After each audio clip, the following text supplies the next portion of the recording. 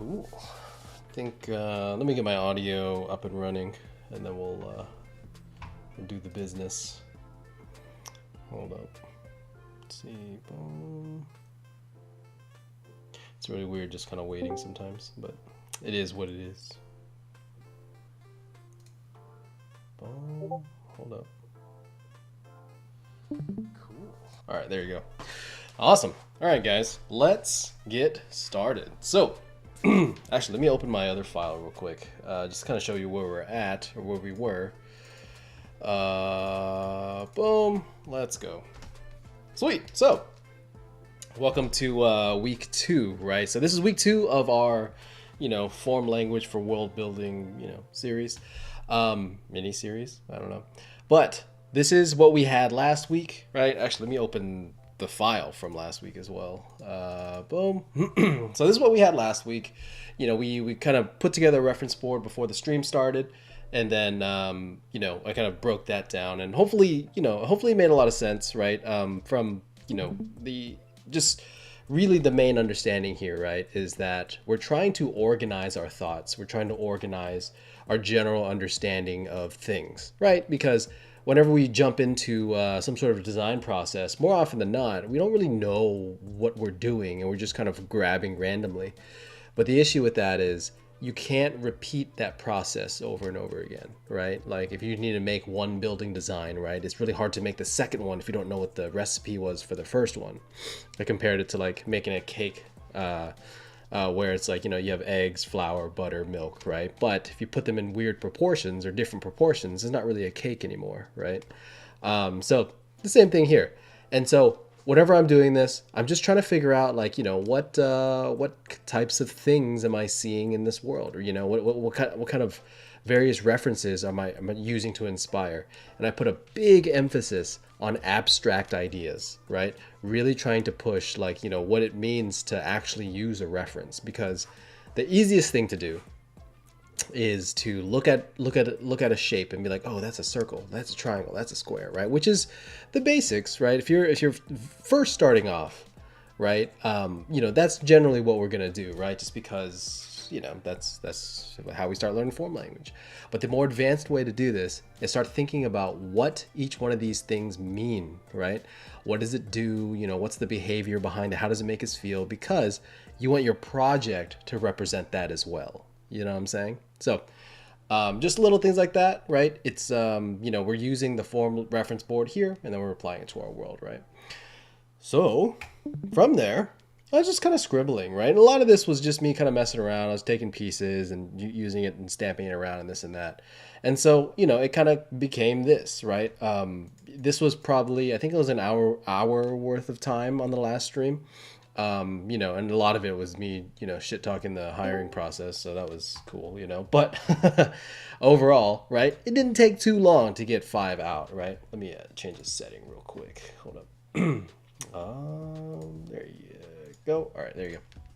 So overall, right, it's a lot of like transparency, a lot of finding shapes and just kind of messing around, right? And then after that, I spent the last week, I didn't spend a week, but I spent a little extra time just improving some of these shapes a little more, adding a couple more, just kind of fleshing out my idea just a little bit further. And this is kind of what I have today, right? So pretty simple in terms of what this one on the top right, ignore that one. That one's, it was an experiment that I wanted to try out. And I'll explain it in a second, this one right here. But, a lot of these shapes are actually the same. If you actually look at it, like the top left and the bottom left, or bottom middle, is, the same, just taken 10% further, right? When you add like a color onto it and you add like some highlights and things, it starts looking pretty finished. But it's really not that, complicated. And when you actually zoom in, right, it's like, what am I, you know what I mean? Like, it's not even anything good. But it's the same pieces piled upon itself, right? Because, as I make one piece, I start using it, duplicating it, smashing them together. And, hopefully I find something kind of cool. And what I want to point out here is that I'm not really designing anything in particular. I'm just designing random things that could pop up in a scene, you know, large house, you know, small house, collections of houses, you know, a house against a rock, you know, a kind of like facility, you know, surrounding a rock, pillars, light posts, you know, what shrines, this and that. And so like I'm not really designing anything in particular. And the reason for that is because I don't really care what I'm designing yet. I need to understand what the general form language is doing, right? Because once I have this, I can then make this into a hero building or prop or whatever, right? It's really easy to like add character, add personality, or like design this with better function, right? Because if you have, you know, a Victorian house or a house that, you know, looks like something, right? Generally speaking, you can probably make another variation of that, you know, deriving from various pieces. You know what I'm saying? Like you can see how those pieces kind of will come together pretty well, you know. So that's kind of what's going on here. A lot of it is random shapes, and there's a reason why I kind of take things about this far. The first round that I did, where I was like, cool, we're just making random shapes. What I did from here, this is actually kind of important to know. So I duplicated everything, and if you click Control or Command Alt Shift E on your keyboard, right, your short key, it just kind of duplicates everything and merges it flat. So you just have a flat version of like your entire. If you look like this layer 6 right here, if you look at the icon, it's just like it's a culmination of like all the layers flat, right? And then I just use the wand tool and I select that gray background. You know, tolerance is set to 10, but you know, it should be pretty low essentially. And I delete. The reason for that is because now I have a clean shape that I can work with, right? Because the difference between these two shapes, if I go on the background color here and make a mark, you can see how one is fully opaque and this red line behind this building right here, it's still transparent because that's how we were working with it in the whenever we were like kind of ideating, right? I need it to be fully transparent, but I need the looseness of the ideation that we had before, right? Because I want to start painting it, right? Because so if I did something like this, I take the piece, you know, I want to add highlights and stuff to that. I can make that rounder a lot easier versus if I take like, where's it at? There it is. If I'm using my dodge tool right now, nothing's happening because technically speaking, it's full black. It's just like in various levels of transparency, and you can't dodge full black. You'd have to actually lighten it up a little bit, and then you could dodge it. But even then, it's kind of like weird and washed out. You'd have to do a lot of work essentially. And so I just kind of like flatten everything down, and then I kind of like mess with it from there, right? Really, all I did was I just kind of grabbed this piece, right? I was like, boom. I actually did it to that bottom roof down there, but I'll just do it here. Once I have it flat, I just colorized it really quickly, right? I was just like, okay, I want something kind of goldish, right? The gold coming from my my form language reference, right? And then I kind of just added that kind of dodge tool to it. And all of a sudden, it starts looking like, you know, pretty real, pretty quick. So pretty simple, nothing really crazy. But, you know, with maybe, I think it took like maybe another hour. It didn't really take that long because I already had the pieces ready. Like 5 of these pieces were already there, like 1, 2, 3, 4, 5, yeah. So like, you know, this one, oopsies. 1, 2, 3, 4, 5 was already done. This is a, you know, combination of 1, 2, 3. This is that pillar plus that roof, right? And then this is like, you know, like these pieces. So really nothing that crazy, but I didn't really spend too much time on it, but I just wanted like a Lego set essentially. I just need a bunch of pieces that kind of makes sense because we can make this better, right? So just as a kind of reference, right, as to like why these are so generic, right? So whenever you're working, especially like coming in the next phases, right? Because something about me, for those that don't know, I don't like doing things more than once, right? If you're doing things more than once, you're wasting time, right? So I don't like to like design out buildings like this, you know, especially if I leave it like kind of like half done like this. And then whenever I go in to make side buildings for my actual painting, right? I don't want to have to paint this again, right? If it's a side building and it can kind of be flat and it's just in the background, I'm just going to use this asset. I'm going to grab this piece, throw it in my painting. So now you kind of have a couple things, right? First and foremost, you have a reference board, or I guess a sheet full of designs that you kind of like, that it's in line with your reference board, right? It's establishing form language. And then two, you have an asset sheet that you can use for various pieces, or even using as a, to kind of build other pieces, kind of like what we're doing here. And then you have assets to actually throw into your final painting. And then, with a little bit of polish, it's probably gonna look pretty good. And so this is the workflow. This is why we work this way. This is why I work this way, right? You don't have to do it. I'm not, you could do whatever you want, but it works out pretty well. So just as a heads up, that's kind of why we do it. A lot of the workflows that I do seem kind of like, they're kind of like slow going in, right? It feels very odd sometimes, where it's like, I'm taking a really long time doing these silhouettes. I'm taking a really long time making some of these like lasso-y shapes, but we do that because it's kind of like slow in, fast out, right? You take a little bit of time in the beginning as you're exploring, and then, as you're kind of finishing up the painting, you don't have to clean up as much. You already have a bunch of pieces you can work with, and, so on and so forth. So, cool. All right, so today, that was an overview of like kind of how we got to this stage. For today, right, now we're officially kind of starting the world building side. We kind of covered for the first, week-ish, week and a half, with like the week 0 video, of how to do some form language things, right? And this is kind of like the base form language, where, this is kind of what I want. This is kind of what I'm thinking. And then we're actually going to dive into the world building side and try to put together an image at this point. So we're going to kind of focus a little bit less on like smaller props and a little more on the bigger kind of overall image, right? So hopefully by the end of today, we'll have at least a thumbnail or something that we can work with that, kind of looks like something that we might want to pursue, going into the next 2 weeks, essentially. So let's do it. All right. Boom. So normal rules apply, right? Like normal things that I kind of do whenever I'm working, right? We just start with loose sketches, right? We're just kind of like just making something happen. And the cool part is, like, you have this, let me close some of these old ones. My reference board right here is cool. I'll leave that. This would be on my other monitor for those wondering where it's at. But I have my asset sheet and I have my reference board, right? And so with these two things in play here, right, I have a way to, kind of have some higher fidelity details, and I have like kind of roadmap of how I want things to feel. I'm going to use these two to help guide me on my kind of exploration process, right? It's really about like looking at one of these buildings, right? Like, oh, that's a cool building, or that's a cool set. Oh, sorry, I need to explain this one. So I made all these pieces and I had a certain idea. I was like, oh, this may or may not work. I'm not really quite sure.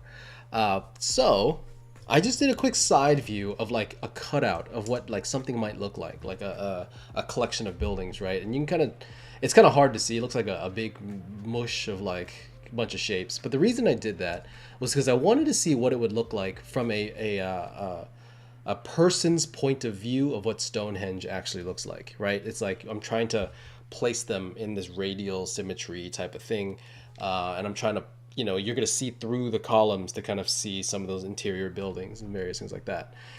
So that's why I have that. It's not really part of the design in terms of like these things, right? But it's just like a quick test, right? Just took a quick couple seconds just to piece some stuff together.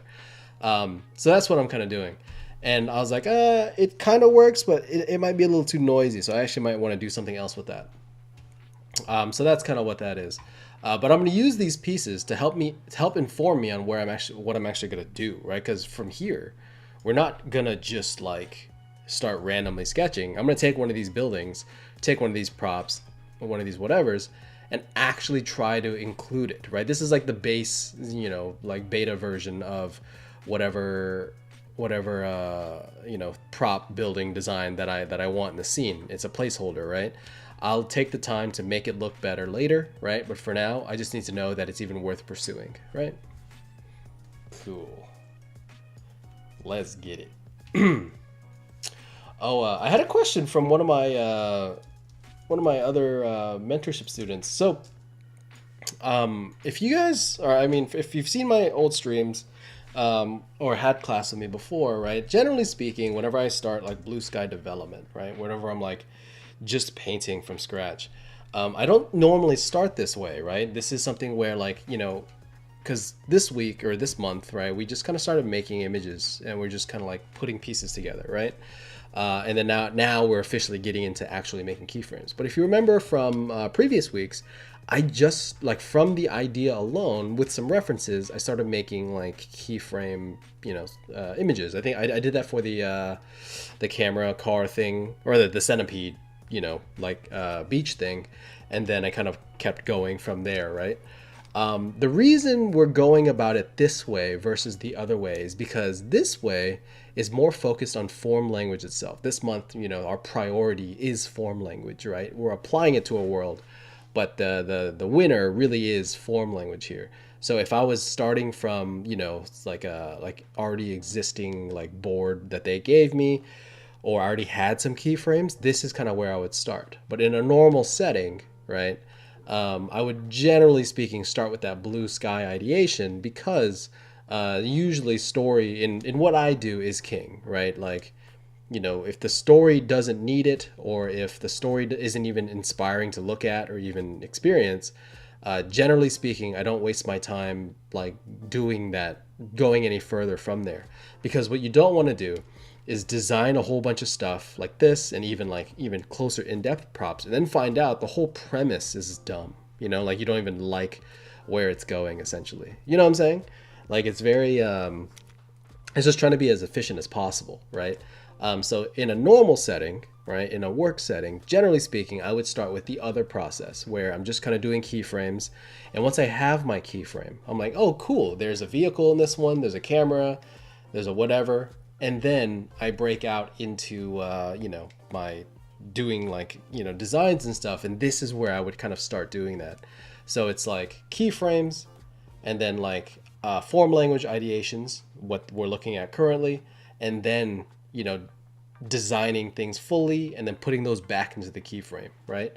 But since this is a kind of like a separate section, we're just focusing on form language, this is where I'm starting. So if that, hopefully, if there's any questions on that, just let me know. But that's why some of these processes are different from like month to month when we do stuff, essentially. So cool. All right, enough talk. Let's get into this. What do I want? I kind of like this shrine thing, right? I like this. So it's really cool. Like, there's this, I made this shrine thinking about some of the shrines that I kind of walk by on like my, daily walk or, whenever I leave the house in the rare instances. But, you'll just be kind of walking down the neighborhood and there'll just be a shrine there, right? It's just like in front of somebody's house or in between somebody's house, right? And like it's just kind of there. And I think like some of that stuff's like the coolest stuff in the world. So what I want to do with this keyframe, right, is really try to hammer down some of those more realistic kind of places, right? Because when you're making like a world that doesn't exist, right? Like when you're like, if you're doing something modern, right? Doing something like, based in reality, it's very easy to kind of relate to something like that. You know what that's supposed to feel like. So generally speaking, it's pretty easy to understand. So the design of the location can kind of go a little more extreme in the sense that it's like unrelatable, right? In the, I don't know, if you have like a modern place, like a shipping yard or something, you can kind of understand that a little bit easier because you might not have been to a shipping yard, but you generally kind of know what that's like. The issue with a lot of like really like pushing design and things we've never seen is that, you've never seen it. And so if the people can't relate to it, it becomes very difficult for the audience to really understand what's happening. And so whenever I world build for any project, right, I always try to relate it back to something that we're currently doing, or like we're currently living in, like people exist in a space like this. It's that slice of life that we're looking for, because you can have a fantastic design on a vehicle, but put that vehicle in like a normal street, not normal in the sense that we see like everyday stuff, but like if there's a stoplight, put your design of a stoplight. You know, if there's a crosswalk, put your version of a crosswalk. Because even though I've never seen that stoplight, I've never seen that type of crosswalk, I generally will understand what that means when I see it. You know what I'm saying? It's the same logic, it's the same rules, and they're derived from each other. So you're trying to put your audience in a space of understanding. They've never seen that car before, but they know it's a car because of the surrounding that it's in, right? Same thing with like a neighborhood. You know, when you're walking, like when you see movies and it's like this sci-fi place, you kind of know it's a neighborhood based off of the fact that there's a bunch of houses around, and you can like hang up clothes, you can like put doormats, you know, it's rows of doors, maybe it's an apartment, whatever. Even though it's designed differently, right? The shapes are not the same, you know, but the arrangement feels the same. And it kind of brings your audience back in. So that's what I want to do, right? I want to make something that is believable, you know, to a certain degree, because my designs are going to be unbelievable, right? You're not going to have that relatability. If everything is designed in fantasy, nothing is truly like relatable. No one, you know, they're not looking at this being like, so what do we, you know what I mean? They don't really know what that is. You know what I'm saying? So, sorry, I've been talking a lot, but let's get into this. Cool. So since last week we had a bit more of a demo slash kind of, or not demo, sorry, a lot more talking last week, right?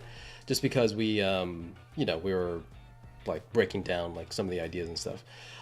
This week I'm kind of gonna do a little bit more demoing, right? I'm starting the demo now. We have about an hour and a half left. So, you know, just if there's any questions, if there's any like comments and things, I do have some things I do want to talk about. We can get to that a little bit later. But I'm just kind of like sketching and stuff right now. So if there's anything, just let me know. I'll be here.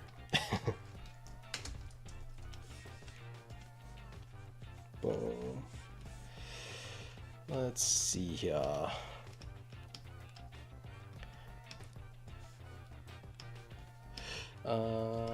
Let's see. I kind of like where this is going. No, maybe not.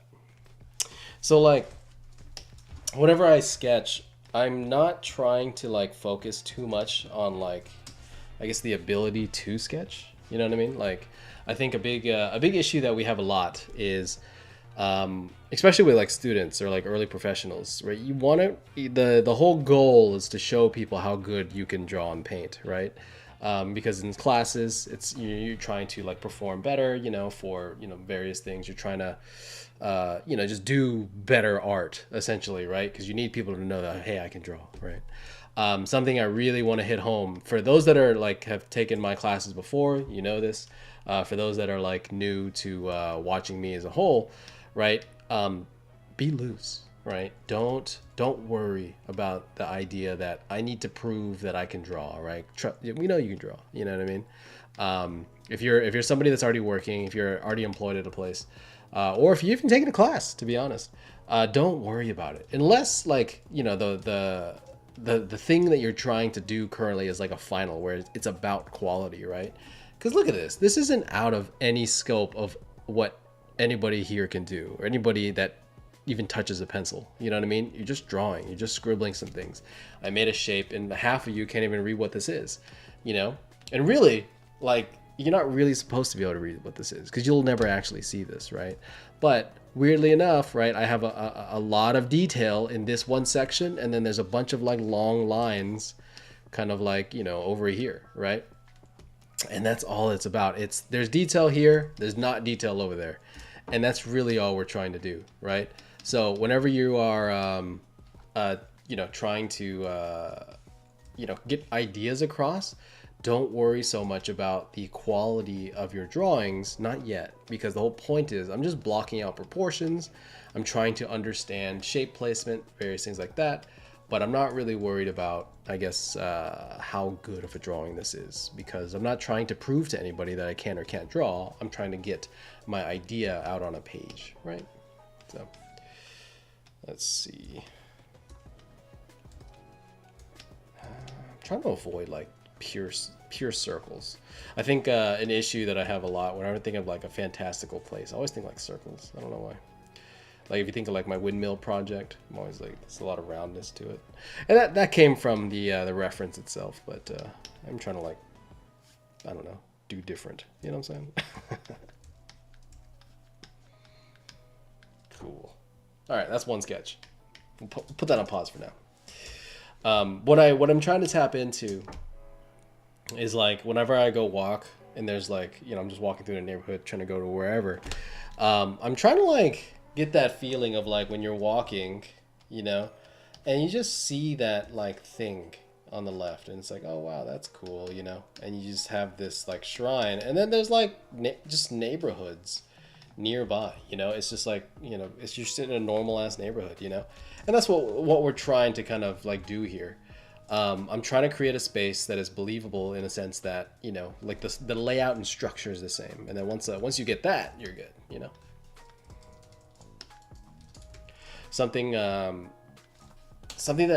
happens a lot, especially like whenever we are like when we're working, there's limitations as to what you can and can't do, right? Because usually there's like technology differences, right?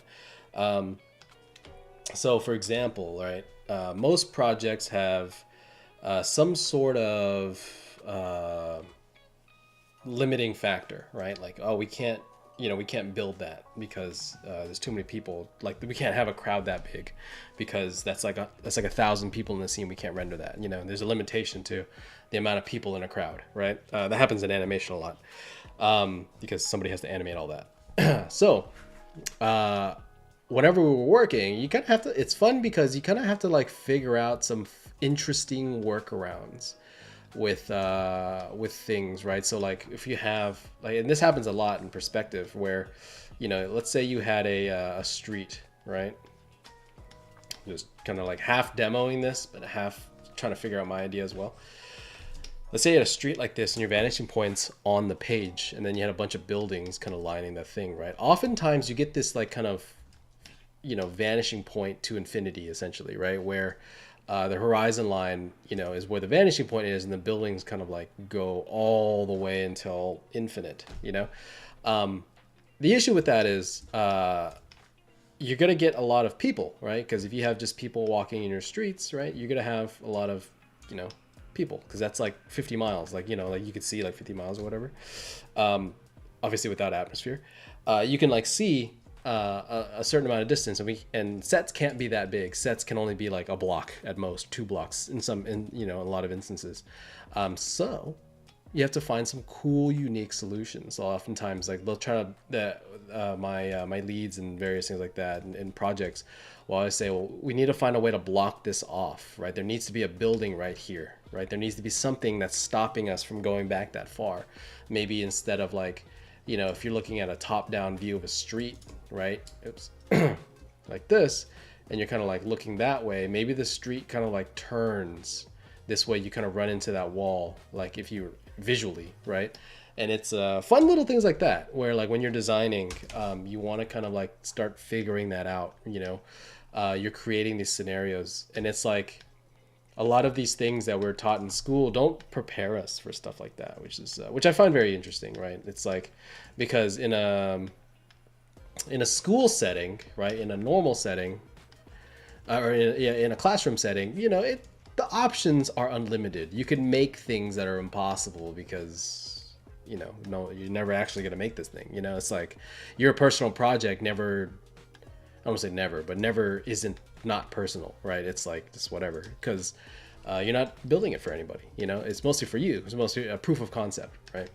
But in a real life setting, right, oftentimes there's a lot of limitations, and like trying to figure out like what those things are is a big challenge for a lot of concept artists, just because, you know, you have certain ideas and then they can only do certain things, right? Like, for example, we were working on Disney Imagineering stuff for the Avengers campus, right? And so, you know, when we design in concept art, it's like, dude, make this like 1,000-foot, like 1,000-mile like mountain, and there's just like this 20-story building, and it's like, we have to fit this within Disneyland, you know. So it's like you can only have like 2 stories, like max, right?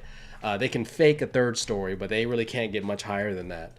and there's a lot of limitations when it comes to these things. And it's, as a concept artist, we're not, as a student concept artist, we're not really taught those things until like you're on the job, because you don't really know, right? It's hard to make up those limitations on the spot, but it's an interesting dynamic to kind of like run into.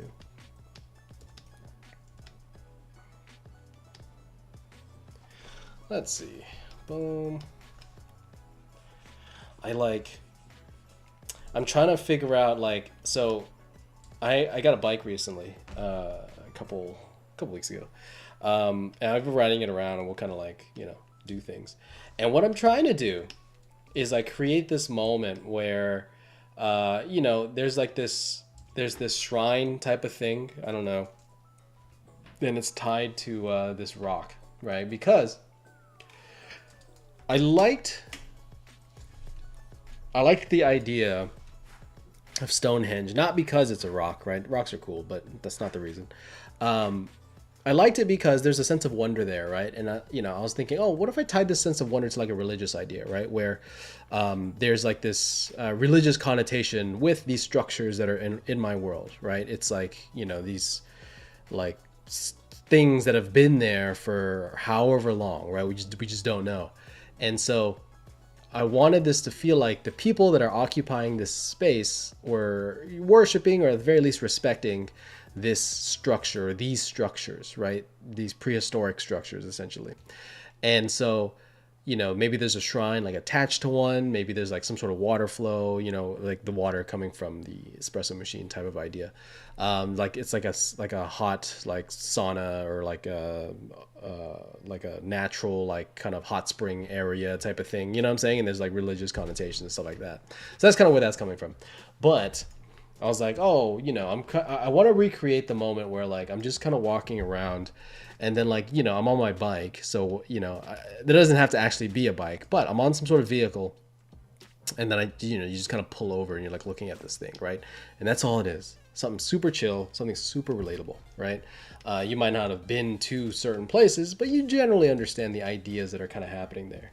And that's what we're trying to do, right? We're not trying to create this like, dude, this epic moment where this thing explodes. It's like, yeah, you can have those, but when you're trying to sell a world, trying to sell an idea, usually relatable, something understandable is usually best. Just because,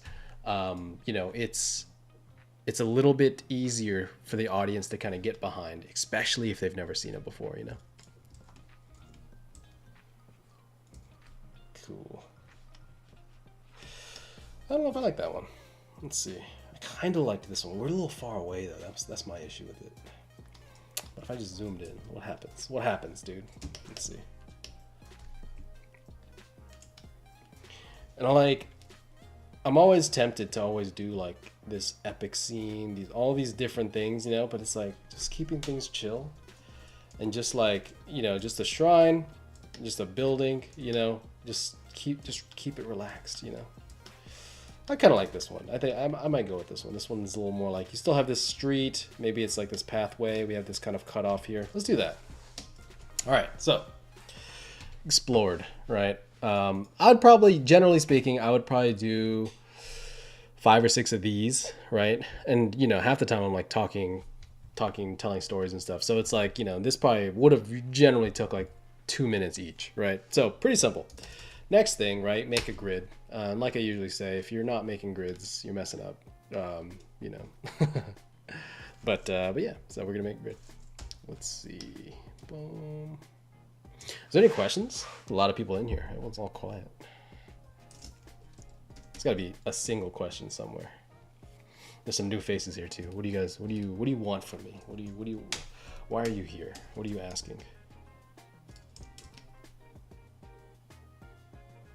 Let's do it like that. Cool. Kenny, I got a question. Yo, what's up, dude? So, since you're talking about Avengers Campus and limitations in the real world, is it a general pipeline that you want to work with of like, let me just think of like the coolest thing, and then we gotta just find a way to walk it back with those limitations? Yeah, it can go both ways. I think like if I'm ever given like an establishing shot of something, like, when they say, oh, hey, yeah, you're gonna walk up and you're gonna see this building or do this thing, I will usually push it as much as I can, just because, like, even though, like, for example, they can't always do a lot of these things because there are like physical limitations. They can fake it, right? Like, like we've all seen, like the Disneyland castle looks like 10 stories high, but it's because that top floor, the windows are like this big, it's like the size of an iPhone type of thing, they kind of force a lot of things. So they'll do the best that they can, but there's only so much that team can also do. So you're kind of like, you want to go as extreme as possible because that's the feeling, that's the story, right? But you want to keep in mind that they'll kind of meet you halfway, but you have to dial it back and they'll dial it up, and you have something that hopefully kind of meets that expectation, right? But I think it's I try not to like be too limited in that first round, because what we want, especially in the earlier rounds of like creating images, is that we want to inspire first. Like, wow, that looks really cool. We can't do it, but that's really cool, because that's what you're there for. Uh-huh. You're not actually the engineer, so that's, I don't want to say it's like their problem, but it is something where we're supposed to push the ideas first, and then you get the cool, like, figure out kind of a little bit later, because they can do a lot of things. They can't do all of it, but they can do a lot. Right. So yeah, great question. I know you're a Star Wars fan. Is that what you're asking? Like, you're thinking about like some of the Star Wars stuff? Yeah, I mean, like, because I read through the Galaxy's Edge book, and they kind of ran into that of just like, okay, what's the planet that we have to define? Yeah. And just like the iteration process, and they're thinking about it from a narrative perspective, because especially with Disneyland, it's like story really does drive everything there. And I mean, not a knock on the other theme parks that exist, but it's like they don't do it as well as Disney does it. Yeah. No, I agree. Yeah, it's like there is a like when we were working on the Avengers stuff, like there's a lot of narrative happening, and they tie it all together. They're not just like, yeah, just add that here. There's a whole lore behind why they're there. It's like Right. there's an in-world story. I don't know. I didn't work on the Star Wars one, so I can't say for that one, but I'm assuming it's the same. And it's like, Yeah. it's really cool because they'll make up lore that, like, even the characters that are there on site on the campus are, technically speaking, the actual Captain America, or the act, because they're just like at a different Avengers facility, essentially. And it's like, then this, like, you tie in the fun aspect. Cool. Let's see. All right. So we got a grid, right? We have our, trashy sketch. We have our grid, right? Cool. This is kind of when I start just designing, right? I have some general ideas here. I have some, kind of things that are like, oh, that's kind of cool. And then we're going to kind of build from that, right? We're going to keep it very, very chill, right? It's going to be not I don't want to say an easy painting, but like something where it's like, we're not trying to really, I don't know. We're not trying to like design like the craziest thing in the world, because like I was saying, the architecture will kind of be different, and then the world is kind of going to be similar, right? Because we do need some sort of DNA that links us back to whatever this place is supposed to look and feel like, so but then there's like this magical aspect to it. It's not going to be like so recognizable to where you're just like, that's that building, right? But it's going to be something that it should feel familiar, and that's kind of what I want to really hit home with everybody. Boom.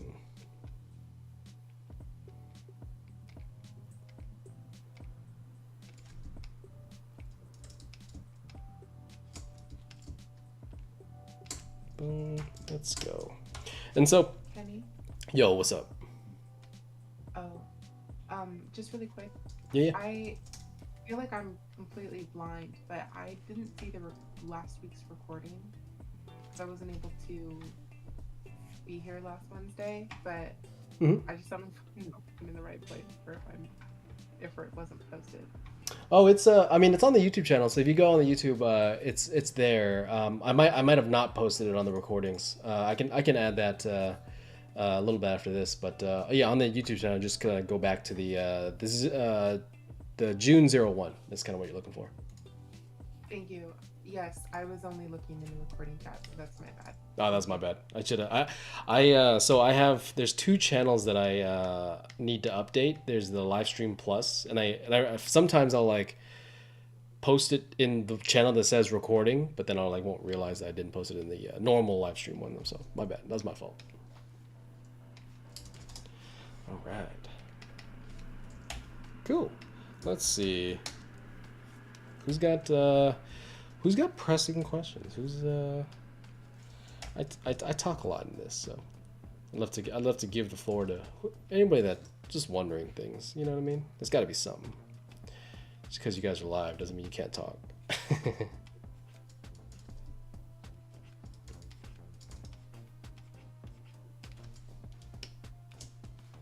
Let's see. Boom.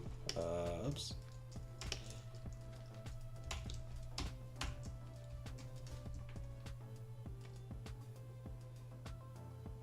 I know your opinions on 3D, but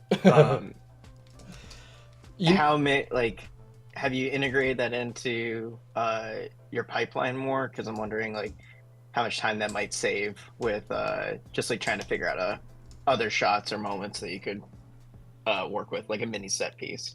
Yeah. That's okay. Well, okay. I guess I answer that first, and then I'll actually get into a little rant about okay, why I do what I do, right? All right. So, I do actually work in 3D a lot. Like, I've had, last, I don't know, maybe year, I've used 3D for basically everything. To varying degrees, though, right? When I say 3D for everything, that could also mean I made a cube and then I rendered that out, right? Like. But also like taking sets from projects and like actually like lighting, rendering, modeling, like doing the thing. It's not like model already, but it's like concept art modeling, right? I do that pretty often. Not at like obviously there's like even in this Discord there's like plenty of students, even people such as yourself, like modeling skills are just a lot higher than kind of what I'm capable of. But yeah, like I'll kind of like model some things and then I'll just kind of just paint it from there. That happens more often than not, right? And so for those that are, I guess, newer to here listening now, I'm, I guess, in a public sense, I'm very like anti 3D is not the word for it. I highly encouraged a 2D workflow, generally speaking, right? And the reason I say it that way, the reason I do things that way, is because whenever I'm talking to a lot of students, generally speaking, especially the students that I encounter, I usually encounter like intermediate level students, intermediate to like low advanced, right? And so those students, generally speaking, aren't solid enough in their 2D workflow to take advantage of 3D effectively, right? And it's something where when you take on 3D, is a whole different thing that you have to kind of do. It's a whole like there's different workflows, different mentalities. It's a whole other thing, and you kind of have to dive into that. But oftentimes, people's 2D skills start to really fall, and really our job at the end of the day, like concept art jobs, is to make 2D images. Even though there might be a 3D process, the output is still a render, and oftentimes we're not really expected to use or to like for our models to actually be used in model. They have a modeling team for that, and so we end up with students with a heavy focus on 3D when they're trying to be concept artists, and it's not really the same thing. When you're a pro, right, you do whatever you want, right, because you're a professional. 3D is probably important for you, but as a student learning, a lot of the fundamental ideas, graphic read, image making, design, stuff like that, all those are 2D processes. And so I really try to push those because I get so many students like kind of really good at 3D, and then their design skills are just trash, right? I don't say it like that, but it's just like, it's just bad design skills. And it's like, cool, man, you know, I can see the design in 3D. But now I just can see how bad it is from all different directions. You know what I mean? There's no idea here. There's no flow. There's no use of reference board, stuff like that. And so whenever I'm talking with like students, generally speaking, I try to promote a 2D workflow just a little bit more because that's what we do at the end of the day, right? Yes, we might work in 3D, but we have a 2D output. Or eventually, you're going to have to touch this thing and actually make it a painting, right? Because unless you're taking it from 0 to 100 in 3D, your hand has to touch this thing in a 2D manner, right? It sounds weird to say that way. That's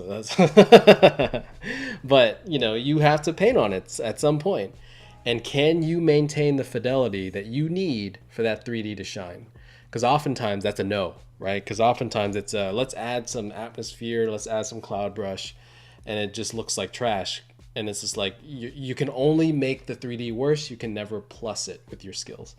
And most of the legendary artists out there, the people that you look up to, not you specifically, but just people to look up to, it's they're usually very good at 2D, right? The best ones, the best artists out there are really good at 2D. They happen to use 3D, but it's not because of 3D that they're that good.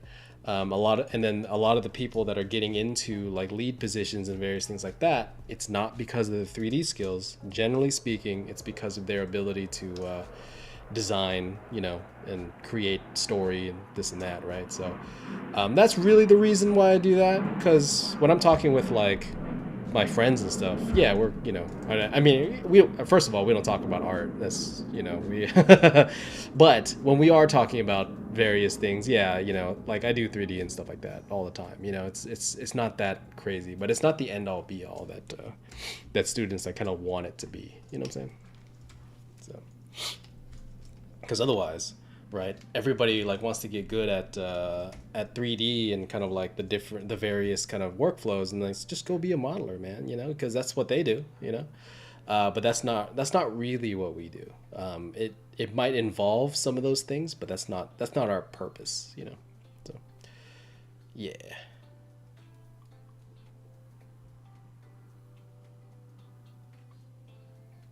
But yeah, 3D's cool. I do a lot more 3D than I used to. That's for sure. I think something I I can appreciate a lot of like the kind of speed benefits that kind of come with 3D, which is nice. But it is I feel like it's with students, it's such a detriment to their growth for so many reasons. Just because if you have this like powerful thing at your disposal, you'll never like how many times do people like want to have to go back to like drawing boxes again? You know what I'm saying? It's so like it kind of kills that spirit of like learning how to draw, because usually what happens is you kind of like, not you, but people in general, you'll learn 3D and then you find out that you need to go back to 2D, and a lot of times it's not as comfortable finding out. You know what I mean? It's not like a, hey, maybe you should consider drawing a little more just for fun. It's never like that. It's what the fuck is this? Design is terrible. And you know what I mean? And the client needs this by tomorrow, and you know what I mean? And then they'll be like, all right, screw it, we're gonna hand it to the senior, or or whatever. It's usually something very bad. It's usually like not a good experience when you find out. You're like, oh yeah, I guess maybe my design skills aren't that good. It's a lot of that. So I just want to like address that before you. And it's funny too, because a lot of times, because I teach a range of students, and I'll meet some students that are very 3D heavy in the beginning, and then as they get better at 3D, they start, I'll talk to them again some other time or whatever, right? And then it's always like, oh yeah, I've been trying to sketch more, I've been trying to like draw more, You know, even my friends, like some of my friends that are like super 3D heavy, they're like, yeah, you know, I've just been mostly what the hell happened? Why did that turn on? What is this? What is that? What just happened? Hold up, give me a sec. That sketch turned back on? That was weird. Anyway, yeah, a lot of my friends that you know, will be kind of like just talking and stuff, and they'd be like, "Oh yeah, I'm just trying to just get better at drawing. I've been doing boxes, you know." You have like pros that have been working for like 10 years, being like, "Hey, I need to do some VizCom," you know. It's like it's crazy, you know, but that's what it is, you know. It's very interesting seeing that kind of pattern, you know. But you know, it's something where people just got to learn it. People just got to like figure it out as they go, you know. I just don't want to be an extra voice kind of like telling people that they need to do this thing when in reality, when they find out that their job really is something else, you know. I don't know if I like this piece right here. That's dumb. It's interesting too. So I apply for jobs and various things like that every so often, and it's funny. I had this interview a little while back, or it was a meeting, I guess. But anyway, I had this talk, and it was I was talking with this recruiter first, right? And then they were like really adamant on a 3D process. They were like, "Oh, the team's looking for an artist, a concept artist that can do 3D, that can build things, this and that." You know what I mean? And I told her, I was like, "Okay, so I just want to let you know that, you know, I can model. I know how to model. I can model basically anything that my imagination says I need to model, or I have a way around it, essentially, right? But it is not a 3D model. Like, it's not a 3D modeler level, right? That's different, you know. For those of you that are good at 3D, that are good at concept 3D, like modelers like have to do like something completely different. It's not like you can't just be like, oh yeah, I can do. You can't, trust me. But you know, I just let them know that, because for one is being honest, right? Because if they're like, hey, I need you to like make this like game ingestible thing, and then you tell them like when they already hired you that you can't do it, you know what I mean? That's a little weird. That's a little shady. So, you know, I try to be as honest as I can in the beginning. I say, hey, you know, I can model, but if you're looking for an actual like modeler, I'm not your guy for that, right? So, you know, just being honest. And she was like, oh yeah, that's fine. That's no big deal. Yeah, we're looking for a concept modeler, right? Perfect. You know, my name's all over that. I'm good. And so I loaded up my PDF with stuff that with modeling stuff, right? Because that's what they told me, you know. And then I get into the meeting, and then the art director and I think it was a lead or something, or a senior or something. They were like, hey, can we see some of your line drawings? I was like, what? Like they set me up for 3D, and that's why the whole portfolio was like stacked with a bunch of 3D things plus the paint overs, right? Showing you like different levels of like, you know, I can work from like a literal gray box to an actual like model of a vehicle, right? Like I can use either one to make a product, right? And that's kind of like what I was doing. But then they were like, oh, can we see your line drawings? And I had to like during the meeting like look up some line drawing stuff and like show them, and like, oh, that's really cool, you know. But it's just interesting because, you know, like even like in that setting where we're so like, you know, really pushing the idea of like, hey, can you model? They're still looking for those 2D skills.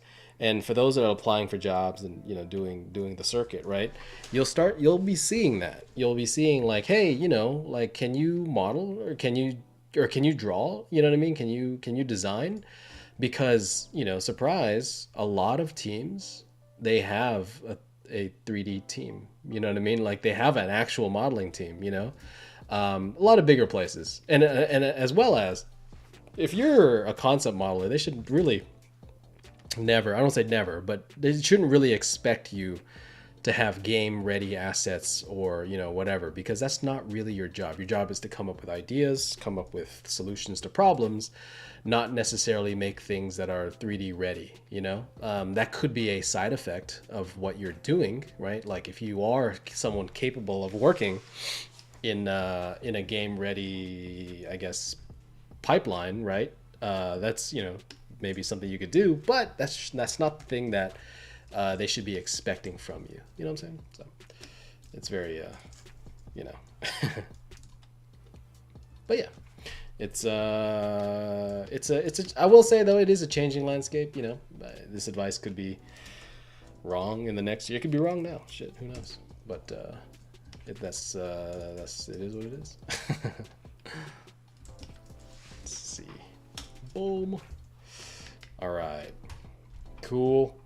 So I'm just making pieces right now, right? And I'm just like casually just putting some stuff together because, to be completely honest, I have no idea what this thing is going to look like, what it's going to be. I have some pieces, right? I have some where is it at? Where are you? Boom. Show all windows. There you are. So I have like a bunch of pieces here that, you know, I know how to use them. I'm going to put them in various spots and make something kind of interesting. But I don't exactly know how it's going to go, right? So I'm just kind of like thinking through things, trying to make things up as I go. You know what I mean? So just keeping it kind of chill. Oops, sorry. Let me check my... Hold up. So how's life, guys? How's the businesses? How's the things? Wait, why do I have a message there? What the hell? Sorry, I had to check some stuff. Anyway. All right. Oops.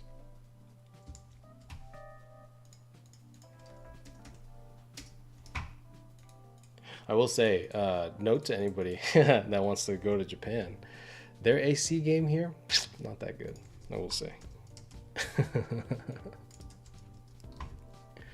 And it's interesting too, because it's hot as hell. It gets hot. I don't know if you can see me. I'm like glistening.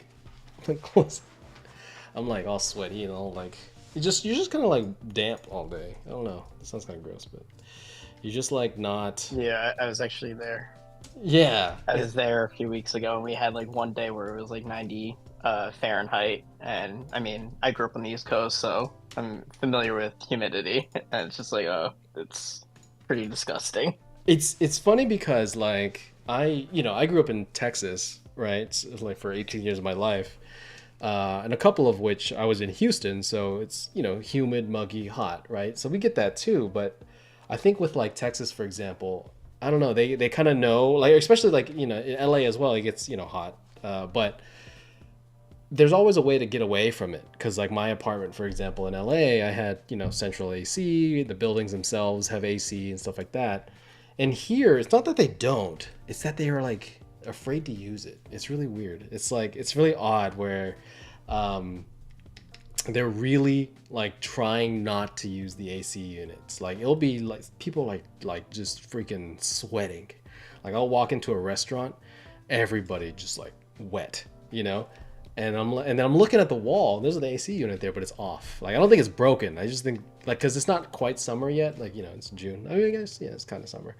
But like, you know, it's not really quite there yet, and it's interesting. I'm like, God damn, dude, does the electricity bill get that bad? Like, because like, I mean, I'm used to AC, but I'm used to being able to get away from it, get away from the heat. You know, I'm used to like hot temperatures, but you know, you can like go inside and you'll be fine. Like in Texas, right? It would get to like 110 in the summer or whatever, which sounds crazy, right? But also, you know, inside of your house is, you know, like it's 80 degrees max, 75, you know, like normally. And so, you know, it's interesting.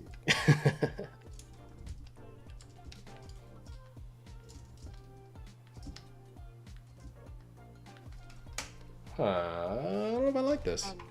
Yo, what's up?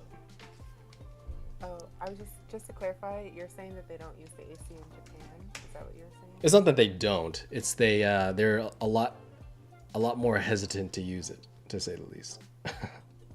That was the same experience that I had in China. It was probably the most miserable part of the hot and humid like summer and no AC or low AC. Yeah. But from what I did find out is a lot of it is just for like health reasons. So a lot of people believe that the AC is very bad for you. We don't. That's what I was told. So I don't subscribe to that train of thought. Same. You know, I don't need I it had blasting, but like below 80 is like is I didn't think was too much to ask for, but what do I know? um I'm just a concept artist. no, I literally had to beg for them to turn the AC on where I worked in China at the school. They wouldn't turn the AC on in like our office room, so I would turn it on in my classroom, and literally you could just see the kids would like come to my class and just like fall over. Yeah. They loved the room so much because it would just be like so much not colder, but like colder than you could definitely feel that there was AC. But they did not use the AC like anywhere in the school. Yeah. Yeah, you know, A I lot mean, of people's houses do. it's weird. A lot of Asian places like in Vietnam, like I know my family's kind of like that too, where like I mean they'll turn it on in like dire circumstances. I'm like, you know, it's like 100 with 100% humidity. They're like, okay, it's time for the AC. Like what, dude? Like as soon as we break like 75, you know, I don't know, maybe I'm a baby, who knows? But like, I'm just like, dude, I am like I can't focus. You know, I can't like think when I'm like that. It's just like it's not conducive for high level thought.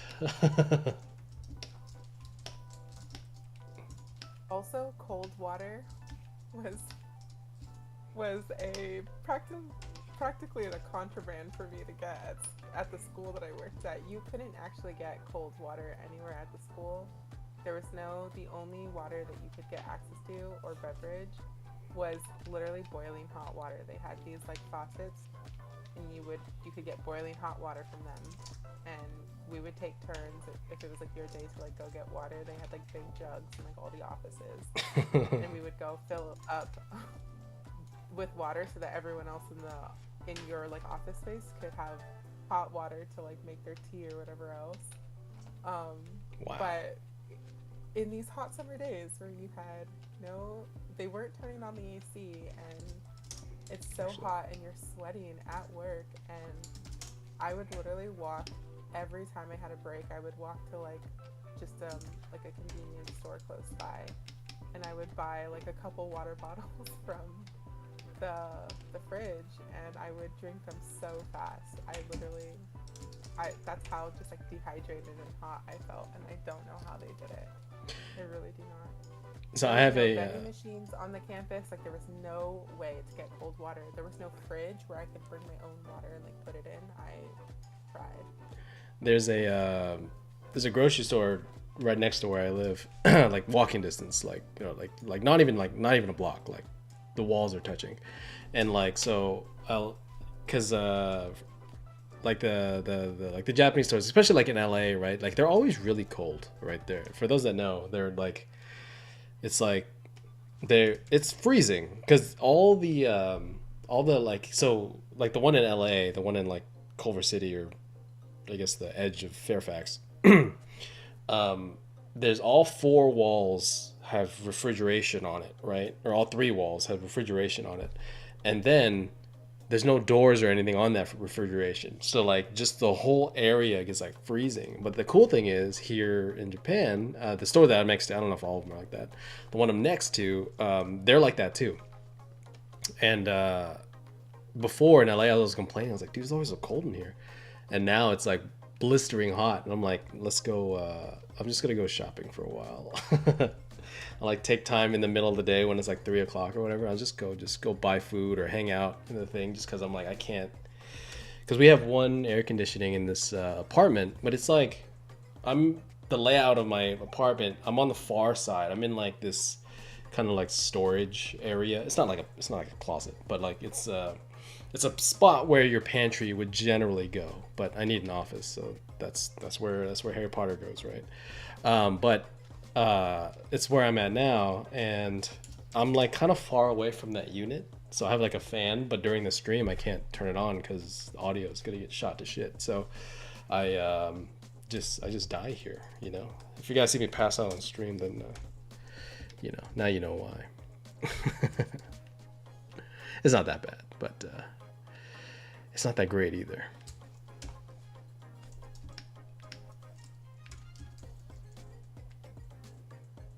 All right. Let's see. So let's talk about this. I'm just kind of building stuff right now, right? So something that for those that are like following along, right? This is kind of where if you wanted to use 3D, you absolutely can. What I would do, usually always, almost always, is this initial phase of like sketching here. Boom, there it is. This initial phase of sketching where you're kind of just planning things, right? I would generally do some of these first and then bust out into 3D because we're on stream and we have varying levels of skill sets here, right? I'm gonna keep this more in the more in a 2D sense this way, and anybody can kind of follow along essentially. But if you are somebody that's a little more heavy in 3D, you can start building your pieces, start arranging things and making it so that you can have, I guess, an easier time getting the shot and stuff like that. But just kind of know, like, whenever I'm doing this, I'm trying to create a sense of scale, right? I'm trying to, obviously I've been kind of like building these like kind of pillory things, because this is the one thing that I haven't truly figured out yet, where I have these rocks and I want them huge. I want the wonder to be like, how the hell did how did they get that? And what was that, And I want some of those things to kind of come into play. So I'm just kind of putting some pieces here. Maybe it stays like that way. Maybe it doesn't. Who knows? But I'm kind of putting it, I'm going to start arranging some things around in certain areas. So that's kind of where we're kind of heading with that now. Just know that you can, use this time to actually build out your 3D model. You can, build some of those props in actual 3D if you want to just keep it as a prop, and do like a singular prop design, very similar to like, let me find one. Boom. Very similar to like this one right here. Something like, oops, Jesus. Nope, there it is. Very similar to something like this, where it's like, it's kind of just the building, there's a little bit of ground here and there, but overall, it's just the building. And so we can kind of do stuff like that. But whatever you do decide to do, right? At this point in time, we're looking for, the layout, the understanding of the space, the general kind of placement of things, as well as like some sort of story point. So the design, the kind of smaller design kind of choices are already figured out. Now we just need to texture this, when I get finished, texture this with, the kind of pieces that I made before, right? So, all right. So we're kind of an hour into this now, or an hour and 9 minutes exactly. I did have some topics I wanted to talk about. I was talking with one of my students this past week, and we're talking about this comparison game where, like, there's a lot of just comparing yourself to your classmates, people around you, so on and so forth. And I find that it happens a lot, especially in our industry, where like when you think about like where you're at versus where somebody else perceivably is, right? And it's very, I don't know, I find it, like, I understand why. It's hard to say like don't do it, right? Because it's easier said than done, right? Because it's not that we try and do this, but like a lot of times we'll get this urge to like do things because somebody else did it, right? Because if somebody learned a new program, like, oh, I got to get on it, I got to do this thing. If somebody is working at this place, I got to start working at somewhere because they're like ahead or behind or whatever, right? There's all these different ideas associated with that, and I find it very like harmful for a lot of people's, like, for one, just mental health. That's one of the bigger things. Just like the idea of I guess just kind of, I don't know, like thinking that way, it can really mess you up, especially like where like, because we only have a certain amount of time to kind of be doing things, right? Because there's limits to our I guess our ability to survive with low or lack of income for like because of various A, B, and C reasons, right? Because if you're not working, right, that's what really what we're talking about. If you're not working and you're trying to work, it's usually that comparison game that we're like kind of coming across. And like I see this a lot because there's like time limits that we kind of set up. There's comparison games where I should be there or but I'm not, this and that. And I think I guess just talking about it, I feel is like a super important thing to know, because I know for me, there's you can't help but do it, especially when I was like kind of first starting off. You're like, oh, I should be there, I should be doing these things, or I should be kind of jumping on this bandwagon or whatever. And it's I always found, in hindsight, that I guess I don't know, say mentality, but I guess that way of being, right, it usually kind of like harms more than it hurts. I find that, especially as a teacher now, I'll get a lot of mentorship students or not mentorship, just students in general, but also mentorship students where like I have 6 months to do something, and I need to, or I have to like switch jobs or whatever. And I think like it's harmful because a lot of times you end up like cutting corners, you know what I mean? Like there's this idea where like, you have to, I can't focus on Viscom or stronger perspective skills because I have to make portfolio for work, essentially. You know what I'm saying? Like there's this, I have to do this, so I can't do that type of thing, which it's when you think about it, it is logical in some instances, right?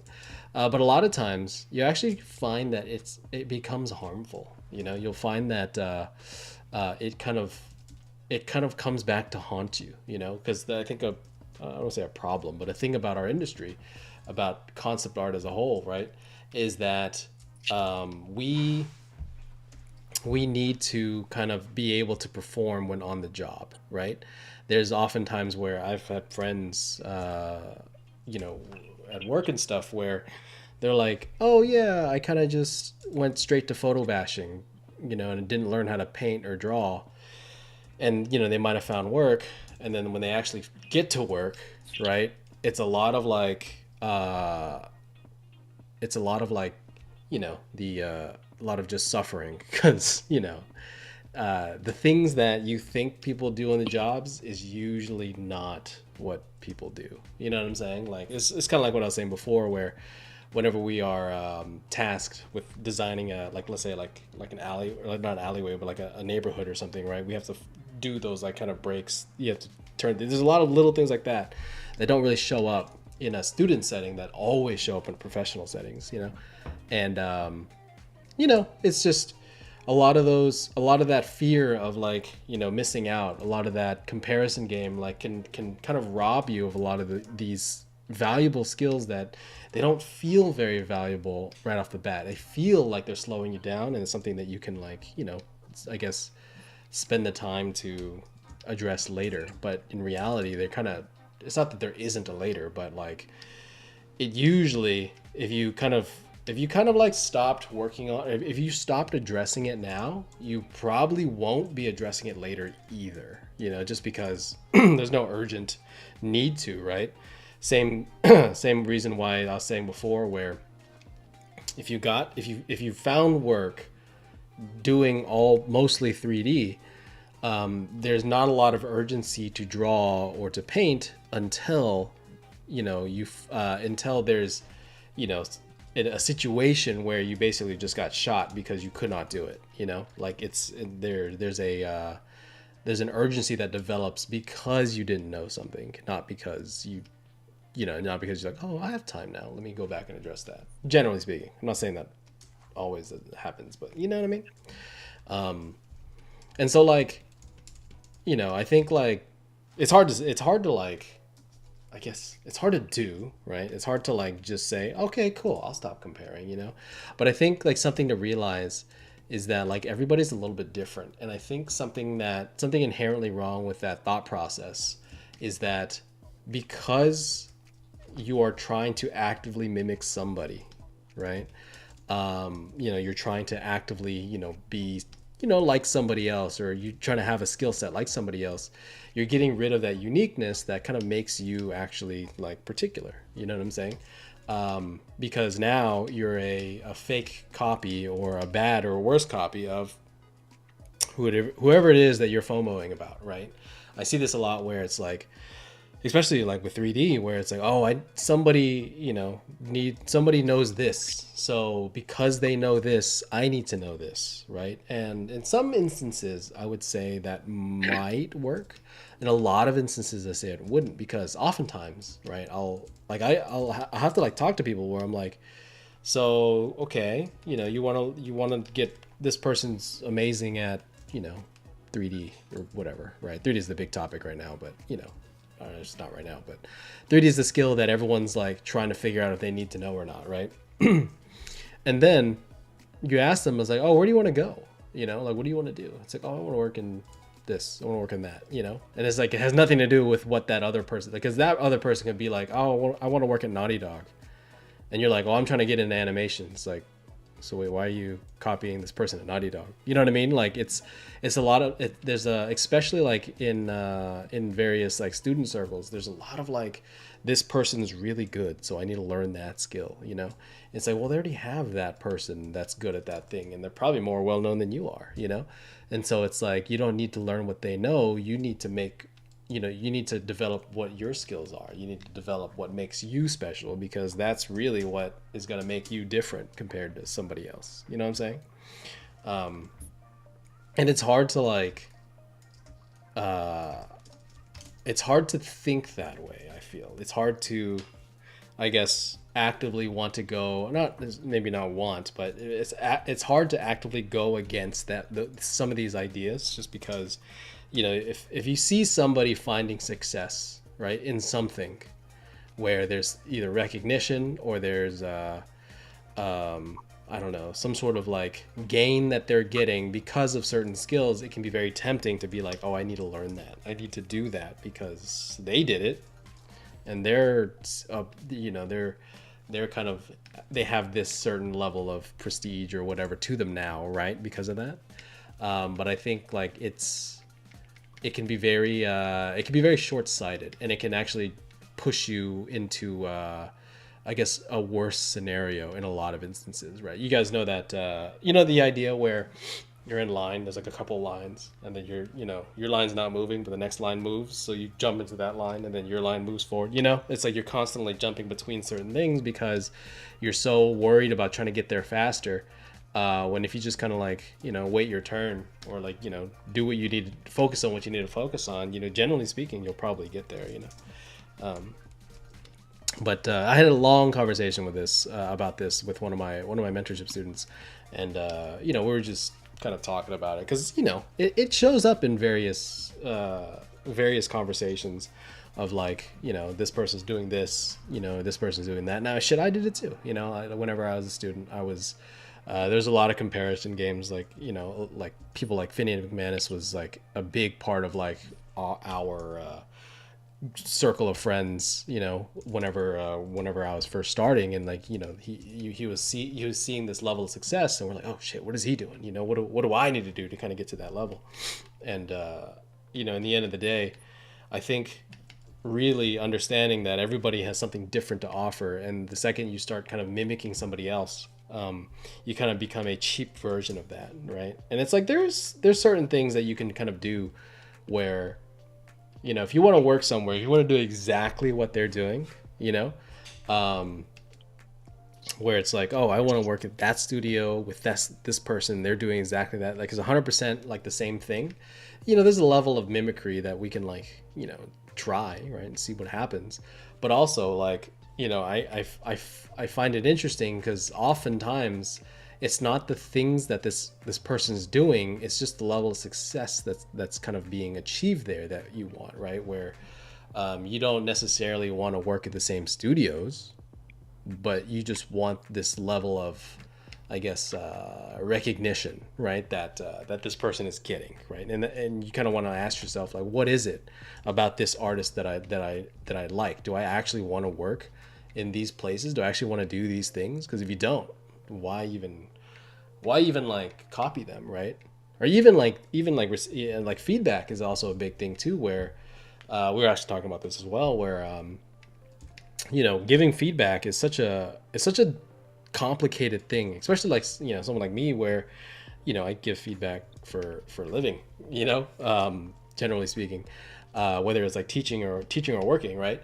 And so like, when you give feedback to somebody, especially in a non-work setting, it can be so difficult to kind of like do that correctly, because oftentimes we, I'll see something where, it's they give feedback based off of their experience, right? But they're not taking into account that this person is not doing what they're doing, right? It's like, oh yeah, I think your portfolio needs more props. It's like, but I'm not doing that. You know what I mean? Like that's not what we do. And you're not at the same level. You're not even trying to work in the same studios, right? Like there's been a couple instances where, yeah, Alex, your mic's going off, dude. But there's instances where, where I'll kind of like see someone's feedback and I'm like, oh, why did they say that to you? Because maybe you're a senior level artist that really should be doing more exploratory work, more establishing work, and various things like that. But they're telling you, hey, I need more turnarounds, more junior work. And it's like, well, that's not what you should be doing, because that's not the jobs you're going to be applying for, And it's it's a very interesting thing, or interesting kind of like, I don't know, like world to navigate, especially like giving other people advice too, where it's like, oh yeah, like the things that got me successful or whatever, not me specifically, but just as the vague person, the reason they are successful is not the reason that you're going to be successful, right? Because it's like, like I was saying previous weeks, like this is all luck, right? No matter what people say, right? Getting a concept art job is like a lot of luck. Whether we want to believe it or not, right? Because we want to say that I earned this with my blood, sweat, and tears, and there's a level of truth to that for sure. But a lot of it really is like the timing, the portfolio style, the people that the other people that applied to that job that you were able to kind of like squeeze past to actually get that job, so on and so forth. And it's so it's such a lucky thing to get work like that, because I know plenty of artists that are calibers better than other artists that don't have work, and it's just like, oh, it's just because they knew a person, they happen to be in the same room or whatever, right? And it's I don't know, it's a very interesting kind of like career path, to say the least. So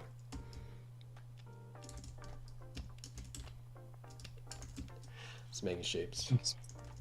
It's been the entirety of my the last 2 years. I've really struggled with it. What is that saying? Comparison is the thief of joy, right? I think it's especially in our career where, like, I mean, there is a level of comparison that we, you want to exhibit, right? Where, because you got to know what's competitive, you have to know what's relevant. But I think at the end of the day, your designs, your uniqueness is what makes you special, and the second you start copying other people, that's kind of where you lose that. I'm very guilty of this. I'm not saying this because I'm so much better. There's nothing like that. I do that shit all the time, and this isn't like me saying this from an outsider's perspective, looking down on the people that do it. It's experience.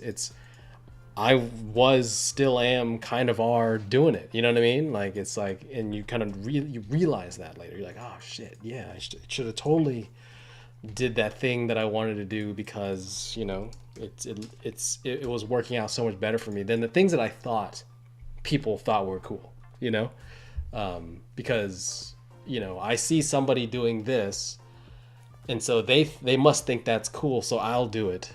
And then it ends up not being cool, because it's like, you're just a copy, a carbon copy of somebody that exists, right? Like in the beginning stages of your career, when you're an artist, if you're, let's say, there's that idea of when you're Craig Mullins Jr., it's cool because you're a cheaper version of Craig Mullins, which is, if you could paint like him, that's one thing. But like, there's when you're a carbon copy of somebody as a junior, you might find a limited amount of success doing that, right? Because now they have somebody that vaguely resembles somebody very superior for a lot cheaper, right? That's usually what that means.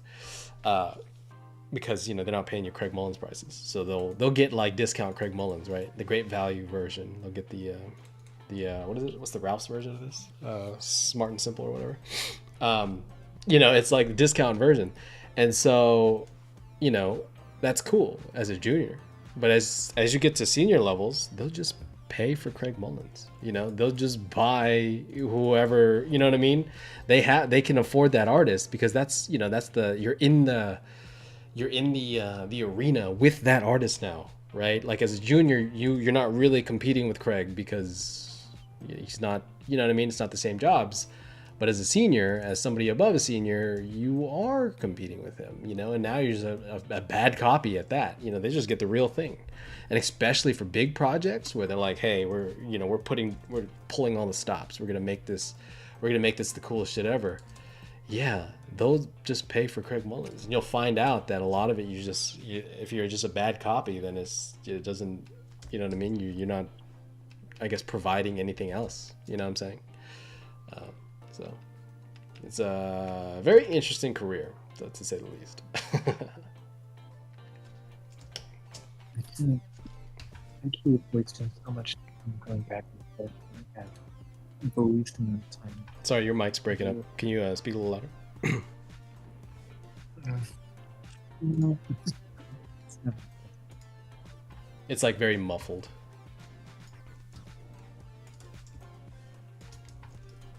Oh, hello? Maybe your baby's around, that's why. I'm sure. Yeah, sorry, I can't do it. It's all good. No, I can hear now. You're good.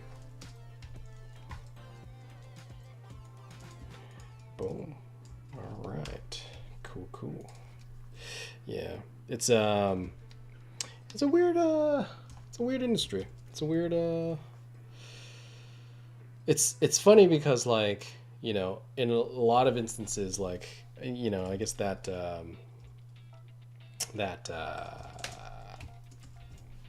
I don't know, that resemblance to other things, it might kind of work out pretty well. It's like when you're somebody that you have the same type of like appeal that somebody else has or whatever. I think it can be very beneficial in a lot of industries, right? Because you're like, oh yeah, you're kind of getting the same thing but for cheaper or whatever. But especially in a career like ours, where your individual voice is like the thing that makes you special. The way you see the world is what makes you unique. And then it ends up kind of being like just a hollow version of like somebody that's real. It's like it's such a tough industry to kind of work in like that. Because somebody else's success is will rarely kind of dictate how well your success goes. You know what I'm saying? Like in a career like ours, just because we have to constantly be bringing what's new, what's unique to this project. And new and unique means not copied somewhere else. It's an interesting one.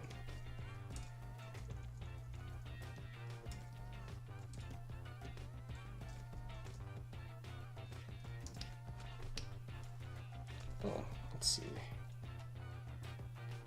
And that's why, like, with these projects, with these like reference boards, with these various things, like I think a common thing that I'll always say is do things that are fun for you. Because I think for me, like as an artist, every time I did something that I was like remotely interested in, where I'm like, that's kind of cool, that phrase alone is enough to like just drive. Like any project that you do, just because it's so strong, it's just like, because so much more about something that somebody else just doesn't know. It's so like it's such a, I guess a powerful, like, I guess or just such a simple and powerful idea. When you're interested in something, you'll kind of know just a little bit more about something that somebody else just has no idea about, because you dove into that thing just a little bit more, right? You know that 10% more than the average person does. And when you know 10% more, your designs will be 10% better, right? Or hopefully more than 10%. But you know, it's like you can dive that bit deeper. Like how many movies, games have you guys played where it has something to do with your hobby? Generally speaking, if you like certain games, you like something about it, right? Generally, hopefully.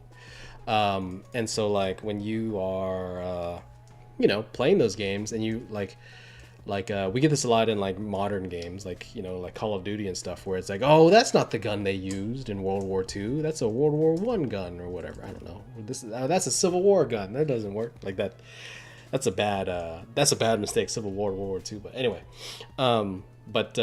there's people like that, because if they're playing shooting games, generally speaking, they like guns to a certain degree, you know, and so you want to really understand what this kind of crowd likes, you know, because you want to be able to do it right. You know, you want to be one of the people that, you know, like design something and then the crowd just goes crazy with it. Like, yeah, they got that exactly right. That's exactly how that feels, you know, because there's nothing better than like, you know, representing something accurately in a in our world, right? Like representing something in a really cool way, you know.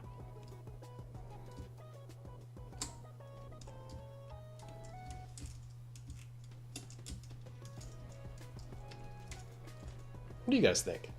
Anybody else kind of having that trouble? Just curious.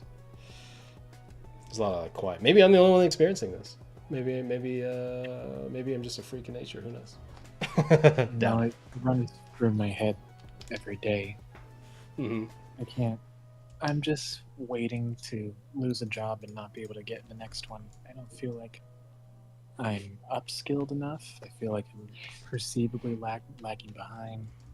I don't have enough time to accomplish what I need to, because I'm busy with work and life, and then I have 5 different things I need to do, and I'm pulled in all directions, and I've done 2 portfolio projects in 2 years, and I've watched every peer around me do 5 or 6 of them, and learn new tools. And I guess you know, really it's interesting, because I think for me that's something that like a lot of, and this is like I was saying before, where, you know, that first year to 3 years of getting your first job, right?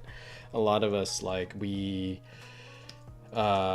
there's this there's this level of, or there's this thing that happens where it's like, okay, I have the job, so I'm not saying you did this, but there's this letting off the gas moment, right? Where you know, you're not growing as much, you're not pushing yourself as hard, because, you know, the whole goal was get a job, right? Like, it's, you know, when you're I'm not saying you're doing this, I'll get to you in a second, but there's this whole idea of, you know, when I was a student, my whole goal was to get a job. Once you get that goal, there's often a lot of stagnation, right? Just because there's no goals left, right? You made it, you're at the top. But I think a lot of students don't realize that you're not at the top, you're at the starting line, you know? There's a big difference. There's a huge difference in mentality when you kind of take that approach, where, you know, like because being a professional, right? When you're a student and you get your job, right? Getting that first job doesn't mean you're good. It means you're good enough to work with, right? Because oftentimes students are lacking a lot of different skills. They, you know, I don't say it like that, but you know what I mean? There's a lot of different things that you're missing. And there has to be an effort to grow in some sort of way. It doesn't have to be with art anymore, though. Not that it's not art. It doesn't have to be in the 2D like painting process, 3D painting process, right? Just because being good at drawing and painting is not the only thing you have to be good at, right? In an industry like ours, where, you know, there's management skills, leadership skills, there's teamwork abilities, there's creativity, there's all sorts of things that you need to be good at in our industry. And it's I'm good enough at drawing and painting to find work, so let me go take it easy. And then what inevitably happens is that job ends. Whether through your contract ending or you getting fired, Hopefully it's just contract ending. But you know, it's going to end, right? But the issue is you worked for, let's say, 2 years, right? On average. I don't know if that's an average, but it's generally speaking from my very limited knowledge of various people's careers. You know, it's about like 2 years ish. You probably have before you kind of move on to your next thing. And with those 2 years, once you're done, you don't have anything to show yet because that first project is still under NDA. And that's assuming it's a project that you even want to show, because if you worked at a studio that just did fucking emojis or like did like, you know, random graphics for this random thing, you know, like you wouldn't even want to show that anyway, even if it was released, right?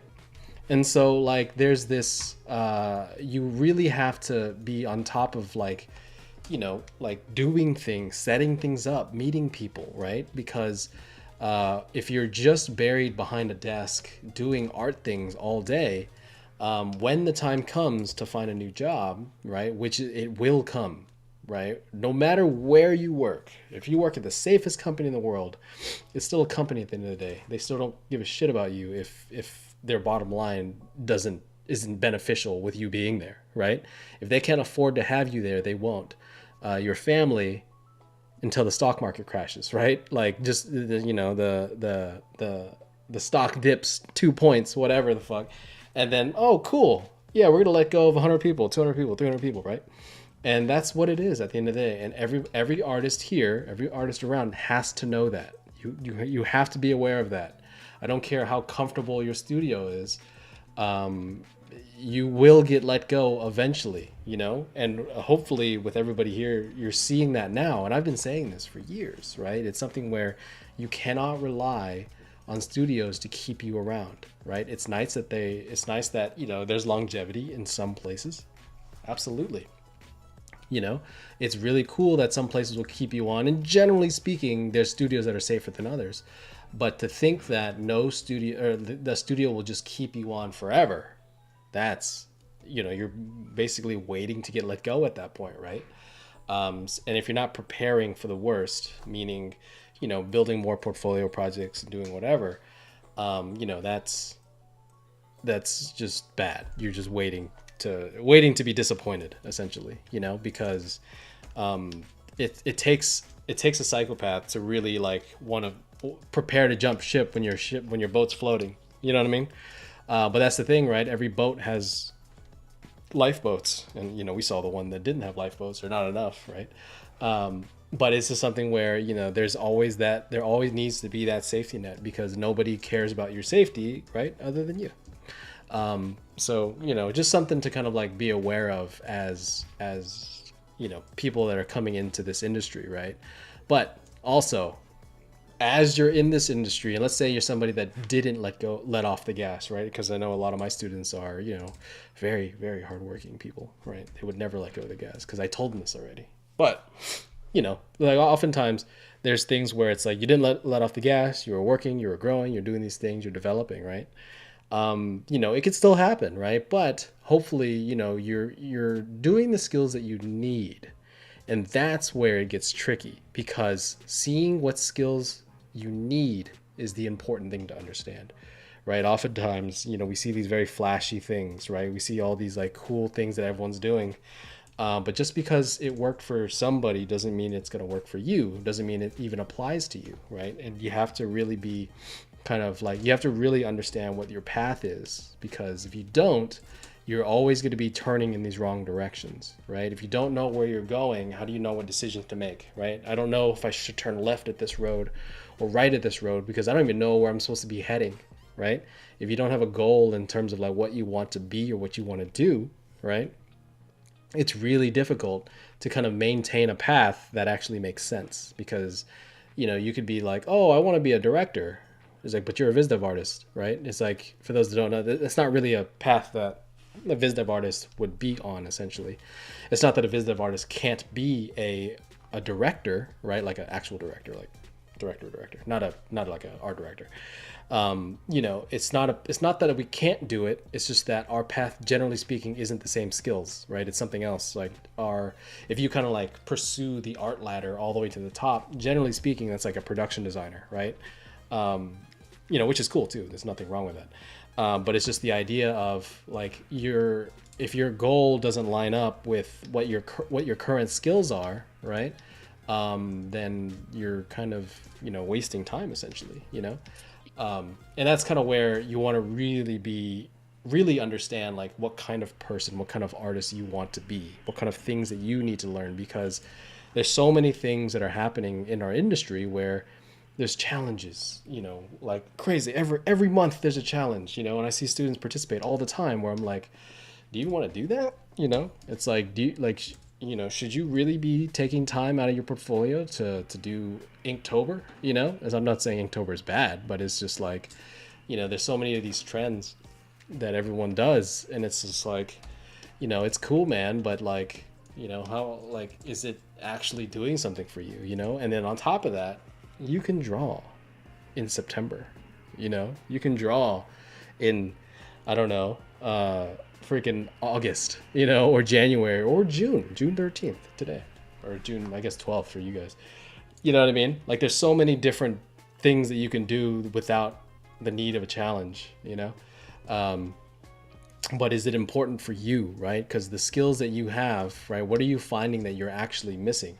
Did you get let go because of your lack of 3D skills, or did you get let go for your lack of design skills? Did you like, you know what I mean? Or is your contract is up, and then, you know, ask yourself, or even ask your art directors, production designers, like a habit that I have when I leave a place, whether it's off of my own, you know, like as, you know, whether it's because of me or because, you know, the project's done or whatever, I usually try to ask my leads, be like, hey, how did I do? Right? Because they'll tell you, they'll straight up tell you. Because I mean, if they're cool, if they're not cool, don't ask them.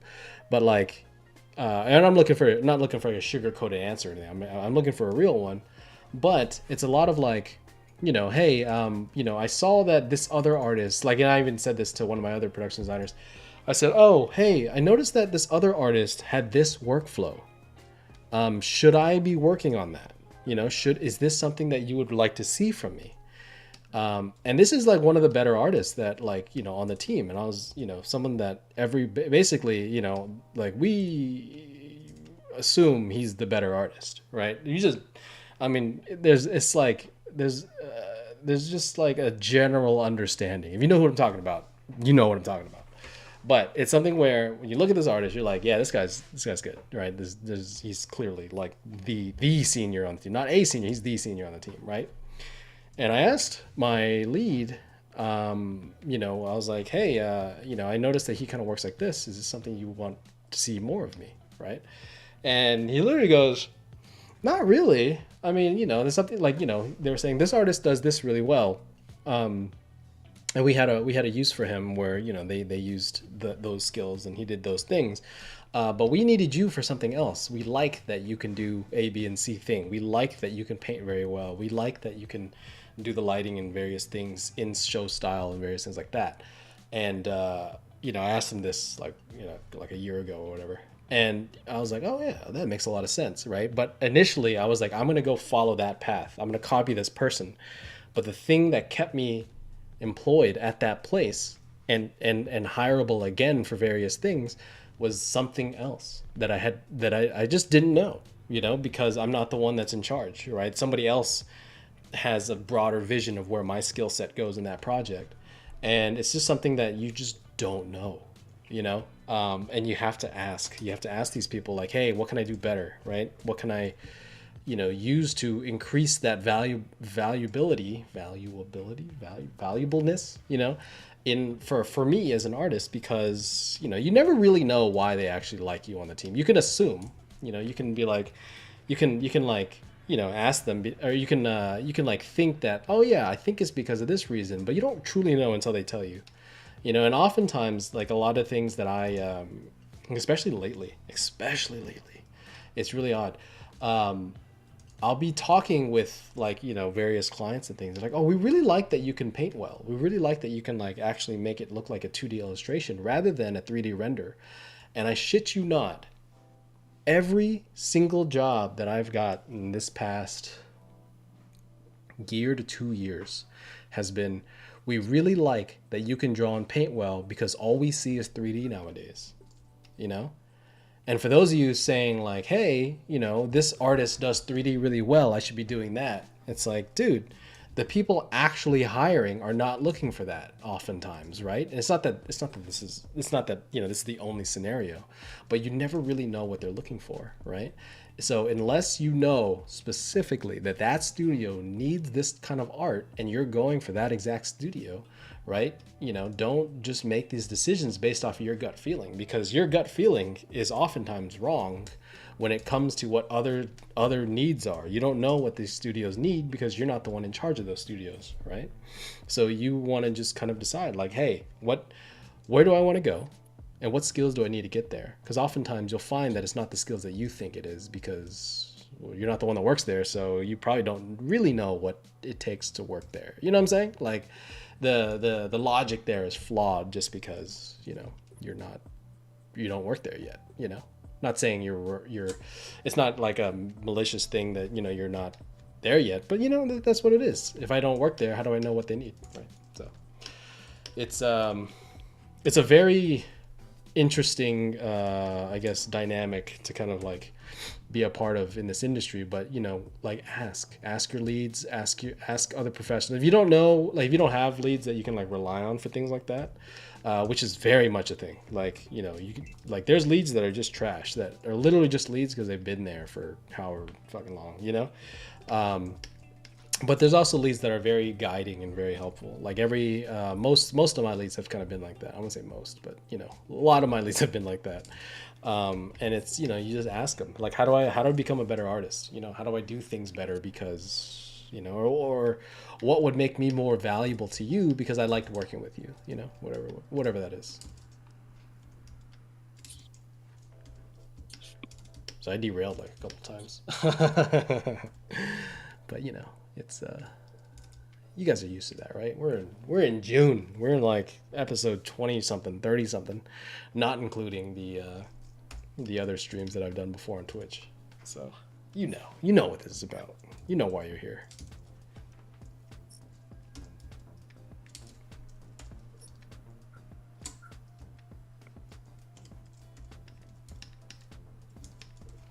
Sick. Let's go, dude. I'm just making stuff. I wanted to be making a comic book. What'd you say? But what? What did you say? I've been wanting to make a comic book. Mm-hmm. And focus on drawing and storytelling because that's what I want to do. And I really don't commit because I feel like I'm wasting time. Feel like you're wasting time? Is that what you said? Yeah. Yeah. I mean, it doesn't pertain to the job or getting a future job. And it's constantly wrestling back and forth with the fact that I get 2 hours or so a night or something. Like, but okay, let me ask you this. If you got a job doing comic books, would that be cool? No, because they don't pay. Well, I mean, you know, aside from that, like, okay, so I mean, then why make a comic book, right? I guess like what's the drive there? Because it's not about money in most instances, and you know there are comic book artists that do make money to some degree, so it can't be a purely monetary thing. Because if it's a monetary thing, art's not the job for you, right? So you want to ask yourself, because as artists, yeah, we can make a certain amount of money, but you know it never eclipses like real estate or stocks, right? So, you know, what's the driving force? I mean, it can't be a career option because it simply doesn't pay. But it's what I want to do because it's what I do.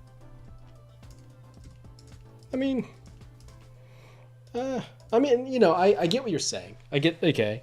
You know, generally speaking, you know, I understand. I don't understand comic book rates. I am aware of the general lack of high incomes, I guess.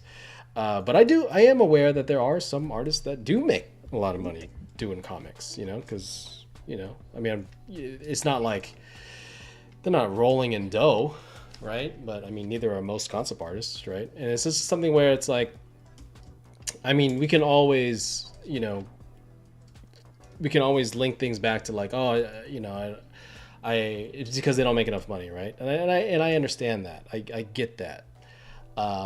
But I mean, most of us didn't enter into this field trying to make bank anyway. So why change that? Why change that mentality now? You know what I'm saying? It's like, you started doing art because you like art, right? Because otherwise, just stay in tech, right? Because if it's just a job, tech probably at this point probably starts making more than artists, right? Or most artists. But the thing is, right? You can always find a way to do something that you want to do and make the amount of money that you need to make, right? It's not, if you're relying on somebody else's, income, right? Or somebody else's like amount of money coming in, right? Like how much they're willing to pay. Yeah, you're always going to be on the back foot there because they always want to pay the least amount as possible. Even concept artists now, where it's like if you kind of take the normal pay of a senior level artist, let's say in games, right, like a 120-ish, right, and it's a good amount of money. It's not bad by any means. It's definitely on the higher end, but that's not a lot compared to a lot of high income earners. You know what I'm saying? But you can make more by doing other things adjacent to it, right? But you could still be doing the thing that you want to do, right? There's various opportunities to make money in every industry, So in my opinion, like I feel it's not a great reason not to do something, because if money is the reason why you don't want to do it, you probably didn't want to do it that much to begin with. You know what I'm saying?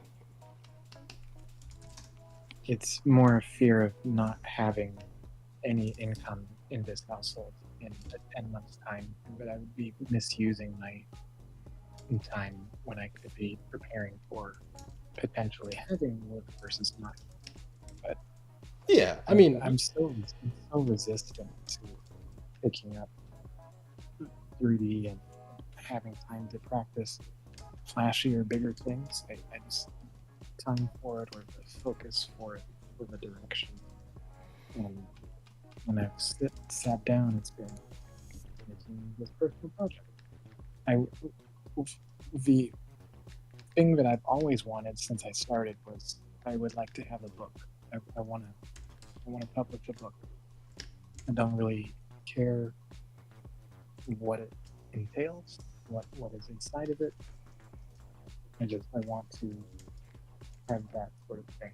But yeah, now things are so much tighter, scarier, and livelihoods stuff. So. Yeah, and and that's something where like I think I forgot when I said it. It was either this week or last week last week or the week before or whatever. But the idea was don't let your dream get in the way of making a living, right? Because you need to put food on the table. There are instances where like just picking up any job. Like I'm not even talking about art. It's like fucking anything, right? And there's nothing wrong with that, right? I'm not saying you need to or you don't need to, but the whole point I'm trying to bring across here is, you just do what you need to do to make the income that you want. But these things, right? These things that are unique to you, where you're like, I want to make this thing, could be that thing that gets you in, right? Because oftentimes when you get into interviews or you like putting your name out there as a whole, right? If you're doing the same portfolio thing that everyone else is doing, then generally speaking, right, you're going to be a carbon copy of everybody else. You're going to be someone that's very standard. You know what I'm saying? But in an industry where you need to stand out, that becomes a problem, right? But if you made a graphic novel, right, it makes you special to some degree, right? Maybe a comic book artist doesn't make that much money. But to say it's a waste of time to make one, I definitely don't agree with that, because if you made something, anything, and actually saw it to completion, right, and actually made something, it makes you a valuable artist because you're somebody that can do things that other people just would not, and it helps you get your name out there. It does so many things. Yes, you could be learning other skills, but also these other people don't have your skills, right? Because to be able to do a graphic novel like that, there's a certain skill set that needs to be achieved, right? And it's not easy. Just because you don't physically see it in a program doesn't mean that skill doesn't exist. Just because you don't see me drawing right now doesn't mean I don't know how to draw, right? So because it's not in 3D, there's this assumption that it's like, oh, it's not a valuable tool. It's like storyboarding, stronger composition skills, storytelling, sequential storytelling. Those are skills that are way more valuable than 3D, because the people at the top need that more than somebody that can, move some pixels around. They can make shapes in a 3D program, right? That's why a storyboard artist gets paid more, generally speaking, than a 3D artist, or gets paid more than freaking VizDev cost-up artist for that matter, because that skill is a lot more valuable, right? And is that something where do you need 3D to make that happen? Not really, and that's a valuable skill that you could probably learn, right? And it's just something where if we're always going for what everyone else is learning, right, it's not leading us to where we want to go, right? Because now let's say you spent time actually working on 3D. That doesn't lead to your ultimate dream of making a book, right? Because you can use 3D for a book, but it doesn't necessarily mean the same thing. But if you took storyboarding classes before, if you took storyboarding classes now, if you did a graphic novel class, I don't know, whatever. But the whole point is, right, there's other skills you can be learning that makes you more valuable, that lines up with what you will actually want to do, and it keeps you on the same path, right? Versus kind of branching off and jumping from line to line, even though it's not something that you want to do, but everyone else is doing it. You know what I'm saying? Yeah. Yeah.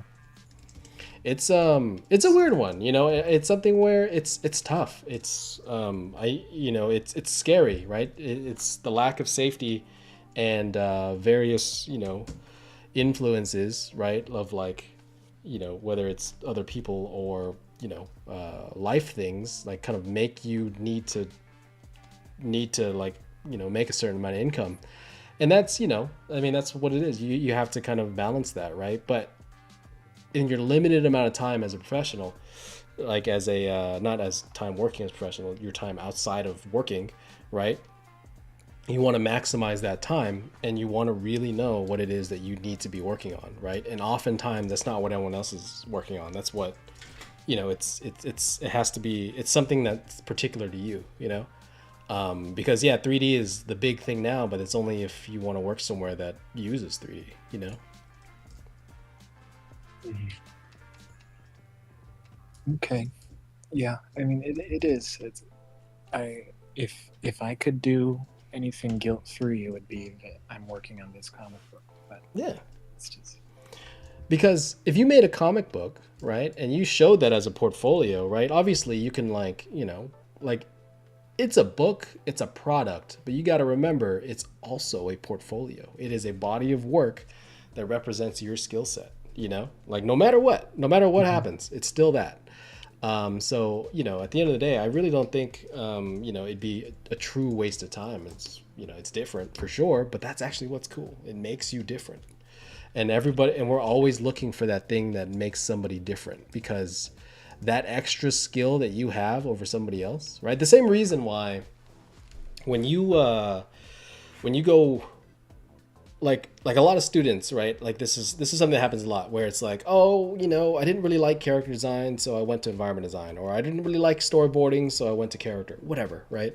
You had branch changes because you're kind of learning, you're figuring out your major essentially, right? And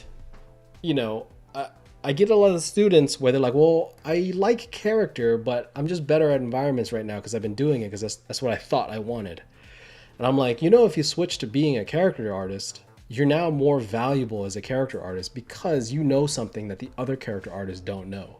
You're now somebody that has a skill that the others just don't have, because it would be dumb for them to learn it, because it's like, why would they spend all that time doing something else when they can just focus on their craft. But you happen to know it now because, you just changed majors essentially, right? And so with, an ability to make a graphic novel is not something where it's like, oh, I just hit publish online and here's my graphic novel. Like usually we're aiming for something very good, in which case ends up being, you have a level of storytelling ability, a level of, design narratively that makes you way better than an artist that just can't do that, and then, you have this body of work that represents that, and it makes you interesting because you're like, wow, yeah, you actually saw something through versus, somebody else that just has a normal ass portfolio that just, it's just like it's just like whatever, you know what I mean? Okay, that eases some fear. There's there's this like, I think a big issue that I find in a lot of people is that they're scared. There's a fear of lack of safety, right? And it's understandable. I get it in the sense that like, we make career choices based off of safety. We make these decisions based off of safety. You're like, I want, a decent paying job. I want to provide for my family. I get that, right? But all of us went into art knowing that it wasn't going to be safe, right? The stereotype of a starving artist is well known outside of the artist sphere. But why did we do it? We did it anyway, right? Just because we wanted to do it. Because you know what? I'd rather be drawing, right? I'd rather be designing. I'd rather create worlds. And so, a lot of us start off by making this decision of a chance, right? Because that's what we want when we're in college, when you're kids or whatever. Because no one's going to art for safety. I hope if you're here for safety, don't do something else. You're, especially seeing the industry now, the first ones to run are the ones that are looking for safety, right? And it's not that safety is a lot to ask for, but it is something that's just inherently not part of our industry, right? Not saying it should or shouldn't. I'm just saying that's just the reality of what we're going through. But somewhere along that line, it changes, right? And then you start making the decisions based off of safety. I want to stay at this studio longer because it's safe here, right? I want to take this job because it's safer. And oftentimes I find that bites people in the ass because, the illusion of safety stops growth, right? People stop wanting to pursue higher skills, or more, I guess, unsteady situations because of that safety net that they're so used to, right? But the safety net is you at the end of the day, right? Because as we've seen lately, there's no safety net in studios. There's no safety net in any of our jobs. So why make decisions based off of that now? You've never done it before, and that got you to where you are at this point. So why are we changing that mindset now, right? Your safety comes from your skills that the abilities that you bring to the table, and the ideas that you offer. And if you're somebody that's safe, generally speaking, you don't really have that many skills, right? Just because you never ventured outside of whatever it is that you are doing, right? I think for me, whenever I was starting, I jumped from studio to studio, right? Just because, the contract finished or, I decided to move on or whatever it was. But after, 5, 6, 7, 8 different places, and then on top of that, freelancing, right? You have a certain level of knowledge that just people that never jumped just don't have, right? I've had to go through the interview process dozens, if not, tens of, times, like 10, 30, 20 times, right? And I've failed like a lot of them, right? But then there's also skills that I learned at every single job that I probably wouldn't have had to know otherwise, just because of the scenario that I happen to be in, where like, oh, hey, we don't have a character artist. Can you do some of this? Or, oh, hey, we need some storyboards. It was like, I'm a concept artist. Why am I doing storyboards? But you just do it sometimes, and things that other people don't know, right? And that skill is what makes you valuable and what makes you unique. And, the safety net of, oh, I need to be doing what everyone else is doing. It's like, well, everyone else is doing it. There's no safety net anymore. You're not unique. Now you're expendable. You're somebody that is easily replaceable with any new fucking student that comes out of art school. You know, every student coming out of every single school right now knows 3D. None of them know how to design, right? And we're all focusing on 3D. And it's just like, I won't say none. Sorry if that offended you. But if that offended you, you're probably not that good at design. But, you know, the whole idea is, you know, get good at design, be better at design, because that's actually what we need, right? And design doesn't mean form language, right? That's part of it, right? Designing story, designing illustrations, this and that. There's a whole realm of things that you can be better at, because everybody can learn a tool, right? Everybody can learn these techniques, but they can't think on a unique level. They can't organize their thoughts at the caliber that you can. And so, you know, when you see like professional artists that aren't freaking out about AI, when you see people that aren't freaking out about the lack of 3D, right? You want to wonder why, right? Because, you know, if you're freaking out about something, if you're freaking out the building's on fire and there's people just sitting there hanging out, you want to, like, what are they doing, you know? And sometimes you're justified. Sometimes, you know, there's a blindness to it, right? But other times you want to ask yourself, like, well, okay, wait, what's going on? You know, like, maybe I'm just not perceiving this correctly, right? And that's kind of like a lot of what's happening now, where, you know, 3D is becoming so crucial in the student sphere, but in a professional sphere, unless the studio works that way, you know, generally speaking, they're wanting people that can actually design, because we're lacking that so much as an industry, lacking people that truly know how to make something unique, interesting, and fun, you know, quickly, right? Because that's what concept artists do. That's our actual job, not who can click render the hardest, right? But, you know, that's just me. Who knows? I could be wrong. That was a positive note of feedback at work, is that first couple weeks, the head director, like above the art director, I've been working pretty closely with him on pre-production, and so he gives me tasks off the cuff, like, we need something, we need something completely different subject matter. I'll come back midday or in a day, and so after a while he said, "Oh man, you're fast." So I was glad to hear that. You know, it's easy to kind of fall into this trap of, like, because it's the same thing for me where, you know, when I was working at, you know, I don't want to name what studio, I don't want to name who, because you're gonna know exactly who I'm talking about at this point.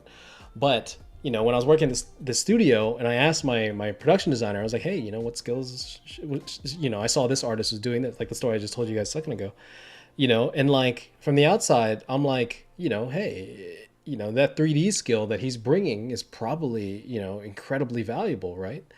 But that's the thing. It's like, you know, your role at that studio could be very different, and it could be valued even more. You just don't even realize it, because, you know, every compliment that we get, you know, like, because, you know, you hear this all the time where it's like some artists are really down on, like, you know, their skill set, where they're like, oh man, I'm trash, I can't do this, you know, I'm not very good, I have a lot to work on, you know.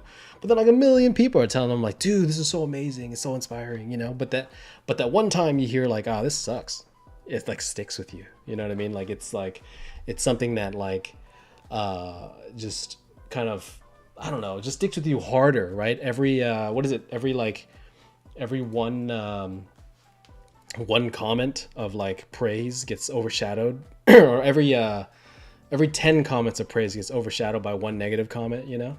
It's so it's so, like, it's so real, you know. But you just got to remember, like, you know, get an outside perspective sometimes, right? Get other people to kind of look at, you know, your situation and ask yourself, and people that, like, kind of do the things that you want to do. My advice isn't going to be valuable to somebody that wants to work at Naughty Dog, or somebody that works at Treyarch or whatever, right? Because they work all in 3D. But if you want to go there, you need to do what they need to do, but you need to know that you want to go there, right? If you want to work in animation, right, my advice is a little more relevant, right? If you want to work in you know, theme parks, right? I know a couple of things, but the things I'm talking about here aren't relevant to theme park, right?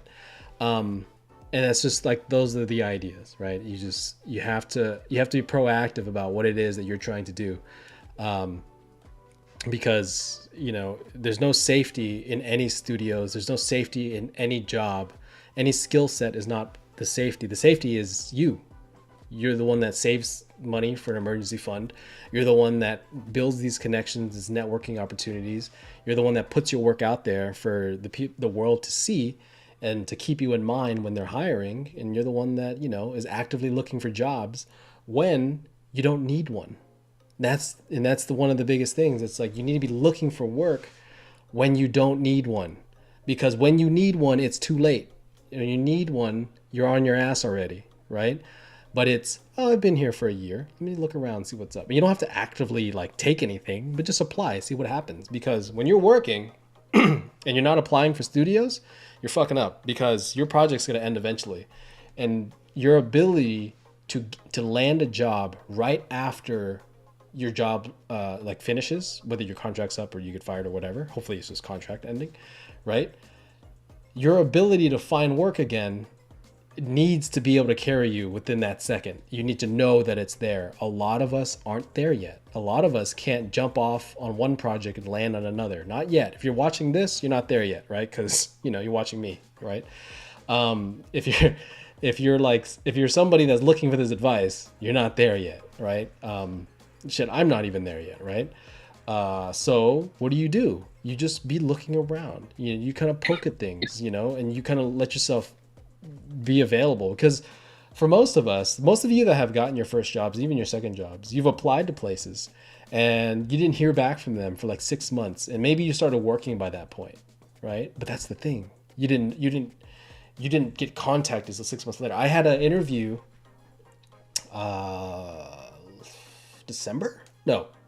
November, something like that. It was last year. He literally got back to me like 2 days ago, right? And I can't take it anymore. But that's the whole thing. It's just like, I didn't hear back for a long time, and I wish it would have worked out. But that's just the situation that we're in, right? And it's just something where you never really know, right? So just start planning ahead of time, and you don't even have to take anything. Just poke it. If you like it, great. If you don't, you're exactly where you were, still employed at the studio that you were at, right? And it's crucial for everyone to know that, because I said that when everything was good. I'm gonna say it again when things are crashing, or I guess they're not crashing as much, but I don't know, who knows. But the whole point is, no matter what, just be looking, right? And you don't have to actually take anything, but you can negotiate. You can be like, hey, I'm getting paid, $80K at this place. Will you take me for 100? Cool. Instant raise, right? Obviously don't work at a place for like a month and leave, right? That's fucked up. But if you've been there for a year, right, and you're an at-will hire, who cares? Just go. Don't like burn down the building on the way out. Just say thank you for everything you taught me and kind of move on. It is what it is. They know, right? They're not offended. That's the industry, because they do the same exact thing to you if you decide to leave, right? So. Cool. Let me get to some of these comments. Starting another job. What'd you say? Oh, sorry. I'm starting another job next month. Dude, what's the issue, man? I don't know, dude. Like, cause I remember you telling me you were down when the other studio fell out, and then you're looking for work, and then you found work within like I think a month, and then you found another one. It's like, I don't know, man. It's like, I think like it's easy to kind of be down on yourself in the beginning, where it's like, oh yeah, it's like it's not working out. But then like it sounds like there's actual proof that it is working out. You know what I'm saying? It might be something that you want to just kind of reflect on, be like, oh yeah, maybe I do have a certain skill set that people are actually looking for.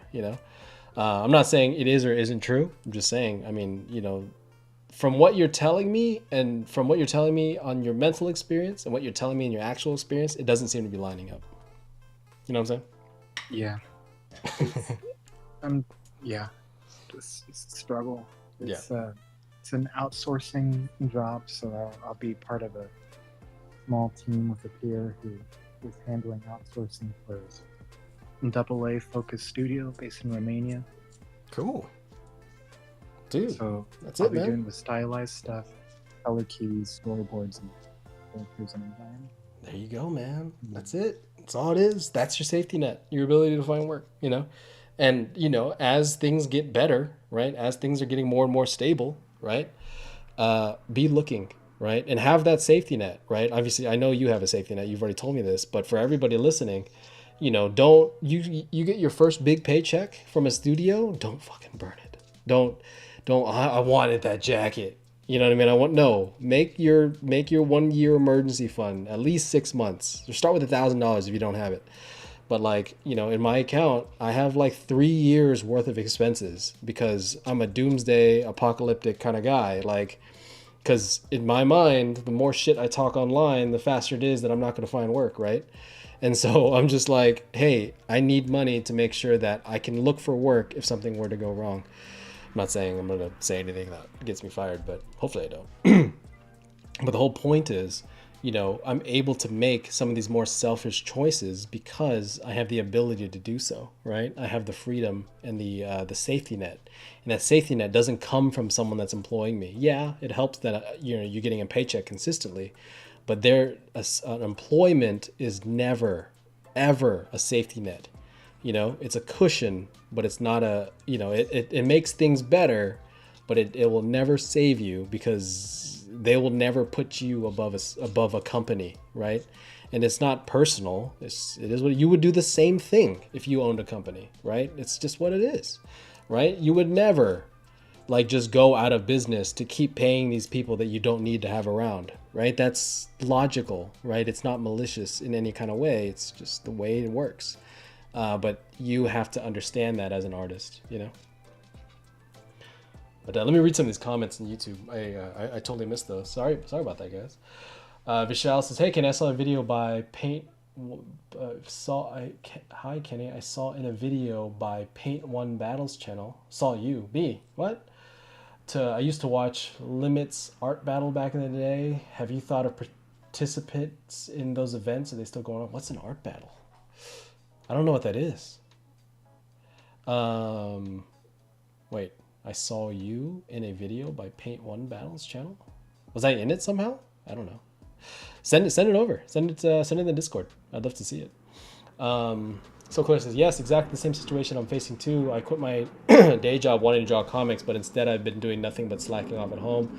I've been attending drawing courses here and there, but I didn't really get going anywhere. So in the end, I just decided to come out with any comic with joining some contest that pushed me to start doing something. Yeah, I know for me, like, there's I don't know what it is.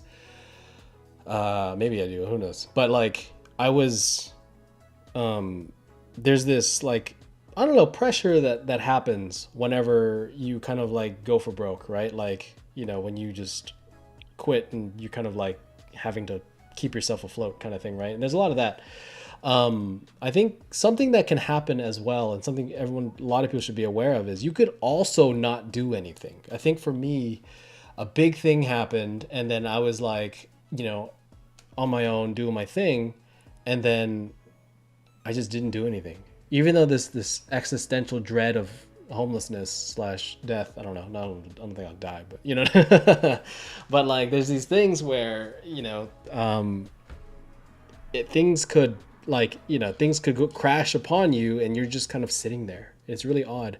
And I think it's like that pressure, the fear, and it kind of like, stiffens you up, and it just like locks you in your place essentially. And you just don't feel like doing anything, because also, like, I guess that dread of failure could be part of it. I know that's what I was feeling, but I don't know. I mean, I'm not really a therapist, so I can't really say. Nice. But yeah, and I think like, I think something that pushed me along was freelance. I think because I started, finding work and various things like that. And it kind of just gets my engines running. Like, I know for me, I moved recently, like I keep saying in every stream. Sorry, I keep mentioning that. But I moved recently, and then I had about 2 months kind of like off, right, where I didn't really do anything. And like, actually getting back to work was very difficult for me. Somebody that for me, I'm always doing something, I have like 5 things kind of cooking at once, generally speaking. And I kind of put that down so I could like, redo my life. But then like when I came back, I was actually finding it really hard to like do something. My mind was still in that, I guess, I don't want to say vacation mode, but I was in a different mindset. And then like coming back to this, and it's funny because that's what the streams do for me, right? Like the whole reason I started streaming like a couple years ago, right? What was it, 2 years ago on Twitch or whatever, was because I needed to do some stuff And after work, I was tired as hell. So I was like, I'll just turn on the camera and I'll just start painting because I need to paint something. And then I might as well have some people hold me accountable. Not that the people are holding me accountable, but the idea of not doing it is holding me accountable. You know what I'm saying? And so like, I think the same thing's actually happening right now where this stream is forcing me to do more things because now my engines are starting to like kind of warm up again. And I'm actually cranking out work a little bit faster than I was about a month ago. Right. So it's really, really interesting. So. Kenpachi says, look, man, it's like this. You're not Jiraiya nor the fourth Hokage who mastered the Rasengan. We need to be like Naruto or Boruto who mastered the Rasengan in their own way. Just need to master your recipe. Yeah, you know, I mean, it's like the nerdiest way to say that, but no, I agree. You know, you know, it's something where yeah, you can learn some things, but you know, you got to do it your way. And I think your way is what makes people kind of like you more, like your stuff more. Because otherwise, we'll just look at. You just hire that other person, you know. I think this is referring to that Craig Mullins idea where it's like you're just junior version of whatever. So cool.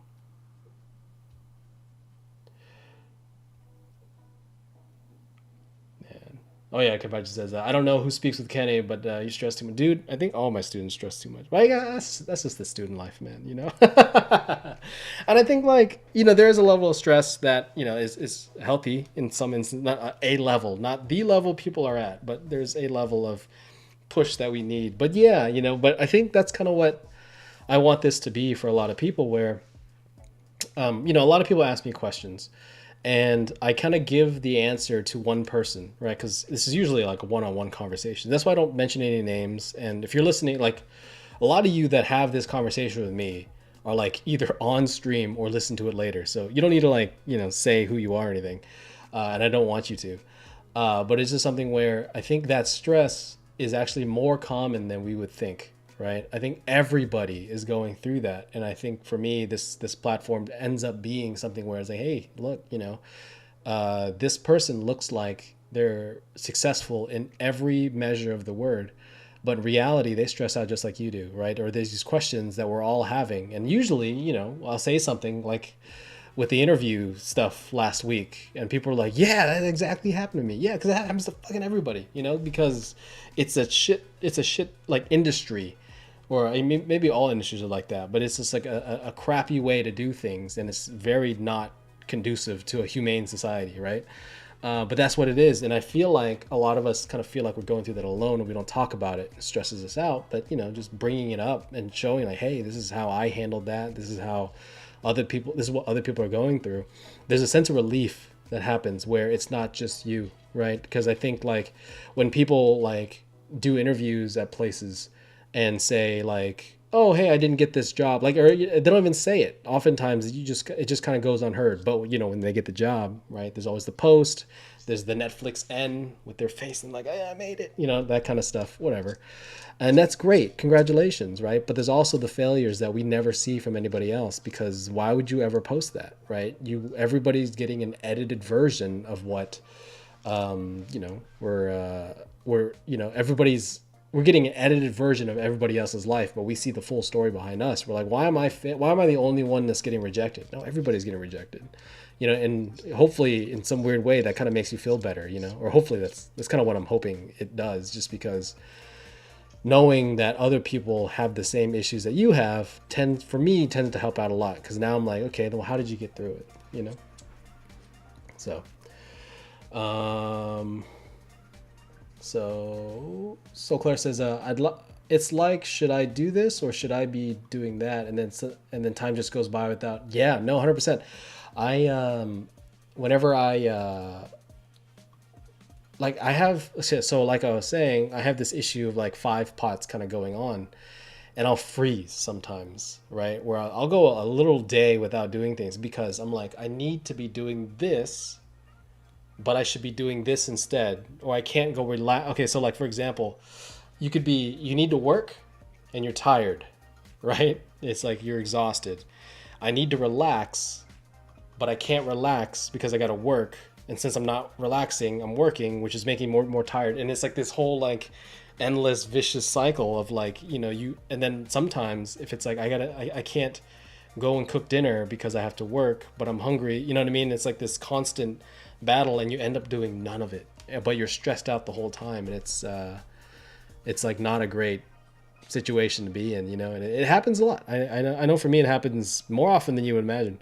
But you know, it is just something where I find doing small things helps me out a lot. Like for example, this past month I was having issues kind of like getting to work, like just doing paintings and doing stuff. Because I was so concerned about, you know, doing other stuff around the house and, you know, getting my life situated. And it got to this point to where I was like, well, I'm not working and I'm not cleaning like I should be, or I'm not organizing the place like I should be. I need to be setting up our living scenario, but I also need to be doing work. And so I started making my bed. And I'm not one of those guys where like, make your bed every day, small wins, this and that. It's not like that. But I got into making my bed for whatever reason, like hotel, like, you know, folds, like the whole thing, like flat cover, all of it, you know. And it was nice because it just gave me something to do in the morning, and then I just went to go sit down, and then, you know, you kind of like, I built a routine for myself again, because that's, I think, a big part of what I was missing was a routine, because everything was everywhere and I couldn't do what I normally did, and I wasn't comfortable when I was trying to do stuff, you know. And it's very like first world problemy, but it's just something where if you can build a routine for yourself that gets you in the zone of working. Because in the morning now, I wake up, I do the bed, or I get ready, you know, I brush my teeth, all that stuff. And then I do my bed, and I make some coffee, I make some breakfast while the coffee's making, and then I sit down, eat, and then I start. And then like when that happens, you know, I'm kind of like, you know, moving the gears, I'm just pedaling, you know. And it's like eventually by the end of that, I'm like just kind of cranking, you know. But when I miss that, if something happens, you know, in the morning, I need to take a meeting or I need to do whatever, and it's kind of off, I'm like off for the rest of the day, which is kind of weird, you know. I'm like kind of thrown off a little bit, which is really interesting. But yeah, you know, it is what it is. How do you learn to be confident in your art? I'm going to graduate from university this fall, and I feel like I'm still not as confident as I should be in what I'm doing. You know, I don't think I'm qualified to answer that. I think there's a level of like lack of confidence that we're just going to have naturally, right? Every artist is like that. I heard a talk from Craig Mullins, the god of concept art, saying that he doesn't like his art. I'm like, get the fuck out of here, man. Like, no, don't even, you know. But everyone's like that because, you know, everybody thinks that way, you know. I think you just kind of have to be okay with it. You have to be, and I think the confidence in art for me doesn't come from the painting that I'm doing. It's the understanding that it's part of the process, right? Like this painting probably gonna suck. It is what it is, right? Like, I mean, this is the fourth month in this year's stream, and then there was like last year's stuff, and then 2 years before that. And like out of all the paintings I did, maybe half of them hit. You know, maybe half of them are like enough for me to want to show, because there's some of them where I'm like, you'll never see those again. You know, and it's just it's interesting. I don't know. I'm excited about the growth opportunity, you know, the idea that every painting I'm doing, I'm getting better at something, you know. And I think like when I look back sometimes, I'm like, oh yeah, I have gotten better, you know. And at the very least, you know, just being able to do what you need to do, right? You don't have to like the work always, because the good part is it's not up to you, right? That's, I think, something you have to come to terms with, is like your art is not valued based off of your opinion of it. It's, you know, oftentimes it's based off of someone else's opinion, right? Like your worth in a studio is, or your, like, it's the quality of that art is based off of, you know, your art director's opinion of it or whatever. And you kind of have to just accept what they say about it, right? If it's not good enough, you have to fix it. If it is good, you have to accept that too, right? You know, and it's just something where you have to be okay with making bad work, because more often than not, you're gonna, you know, because I'm in like, I don't know, I probably have a couple thousand paintings under my belt, which is, you know, like not a lot, not a ton, but not a little by any means. And I would say my hit rate with like actual good paintings is like 5%, You know what I mean? Like, cause like if you do 1,000, what's 5% of 1,000? What is that, like 50? It's like 50 good paintings. I don't even think I have 50 good paintings, but like when you look at like my ArtStation or look at not my ArtStation, there's nothing there. If you look at my my website or my Instagram, those are the ones that are like deemed okay enough to show to the public.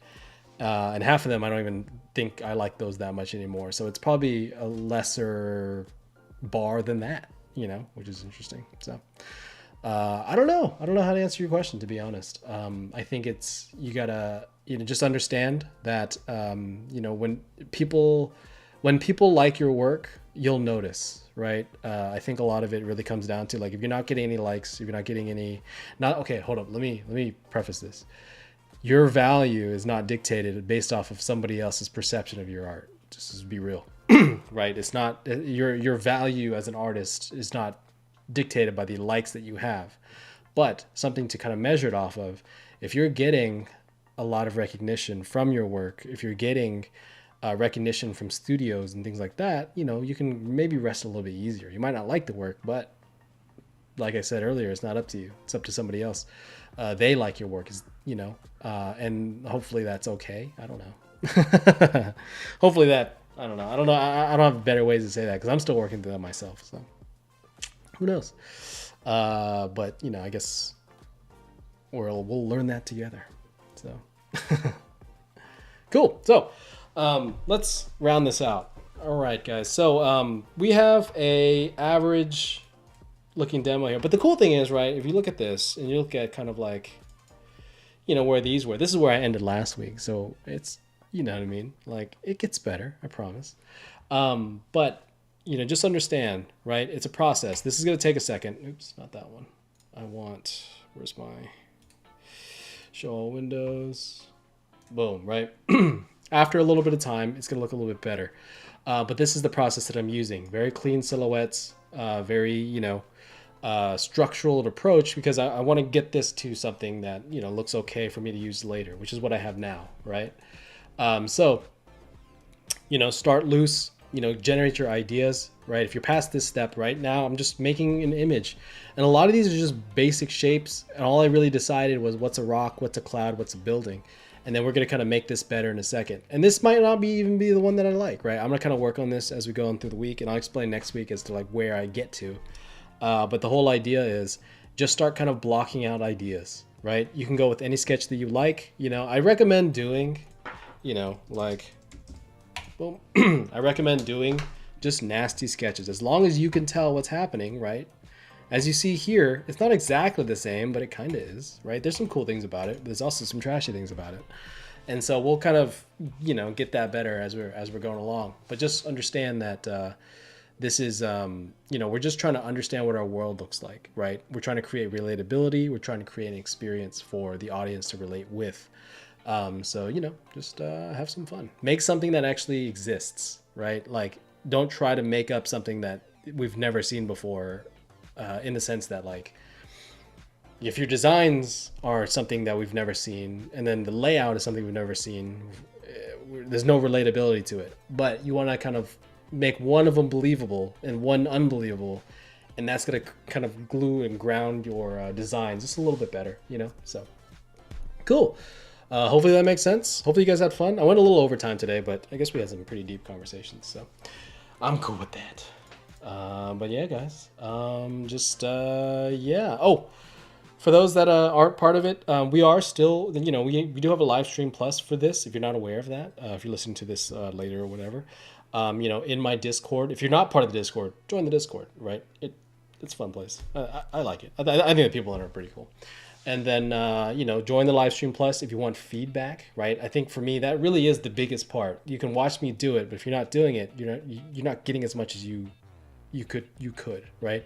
Right now we have like 20 something people in there, probably more. There's at least 9 people participating. We had like a 2-hour long session yesterday doing all the feedback, and hopefully some good ideas came out of that. I thought they were pretty cool. But yeah, it's really fun. And, the growth happens, when you actually apply the work. In 2 days, we are going to be voting on the next topic. So if you do want to be part of that, please join the Livestream Plus. You know, we'll decide what we're going to be doing for July. You know, I'll talk about that more in the Livestream Plus, I guess in 2 days. So just, you know, keep that in mind. But, you know, just for everybody here, you know, thank you for watching. You know, please come with questions. You know, I think this experience really is better when there's conversation. You know, I can bring topics, and I try to, you know, but I'd rather talk about things that are actually relevant to whatever you're going through. Because a lot of these topics are things that I'm going through where, you know, the levels might be different. The conversations are actually very different as well. Yeah, if there's any questions you guys have, save it for next week, put it in the comments, you know, whatever it is. But with that in mind, guys, thank you so much for watching. I really appreciate anybody that takes the time to watch these 2-hour, 3-hour rants. Yeah, so with that in mind, guys, thank you so much for watching, and I'll see you next week. Peace.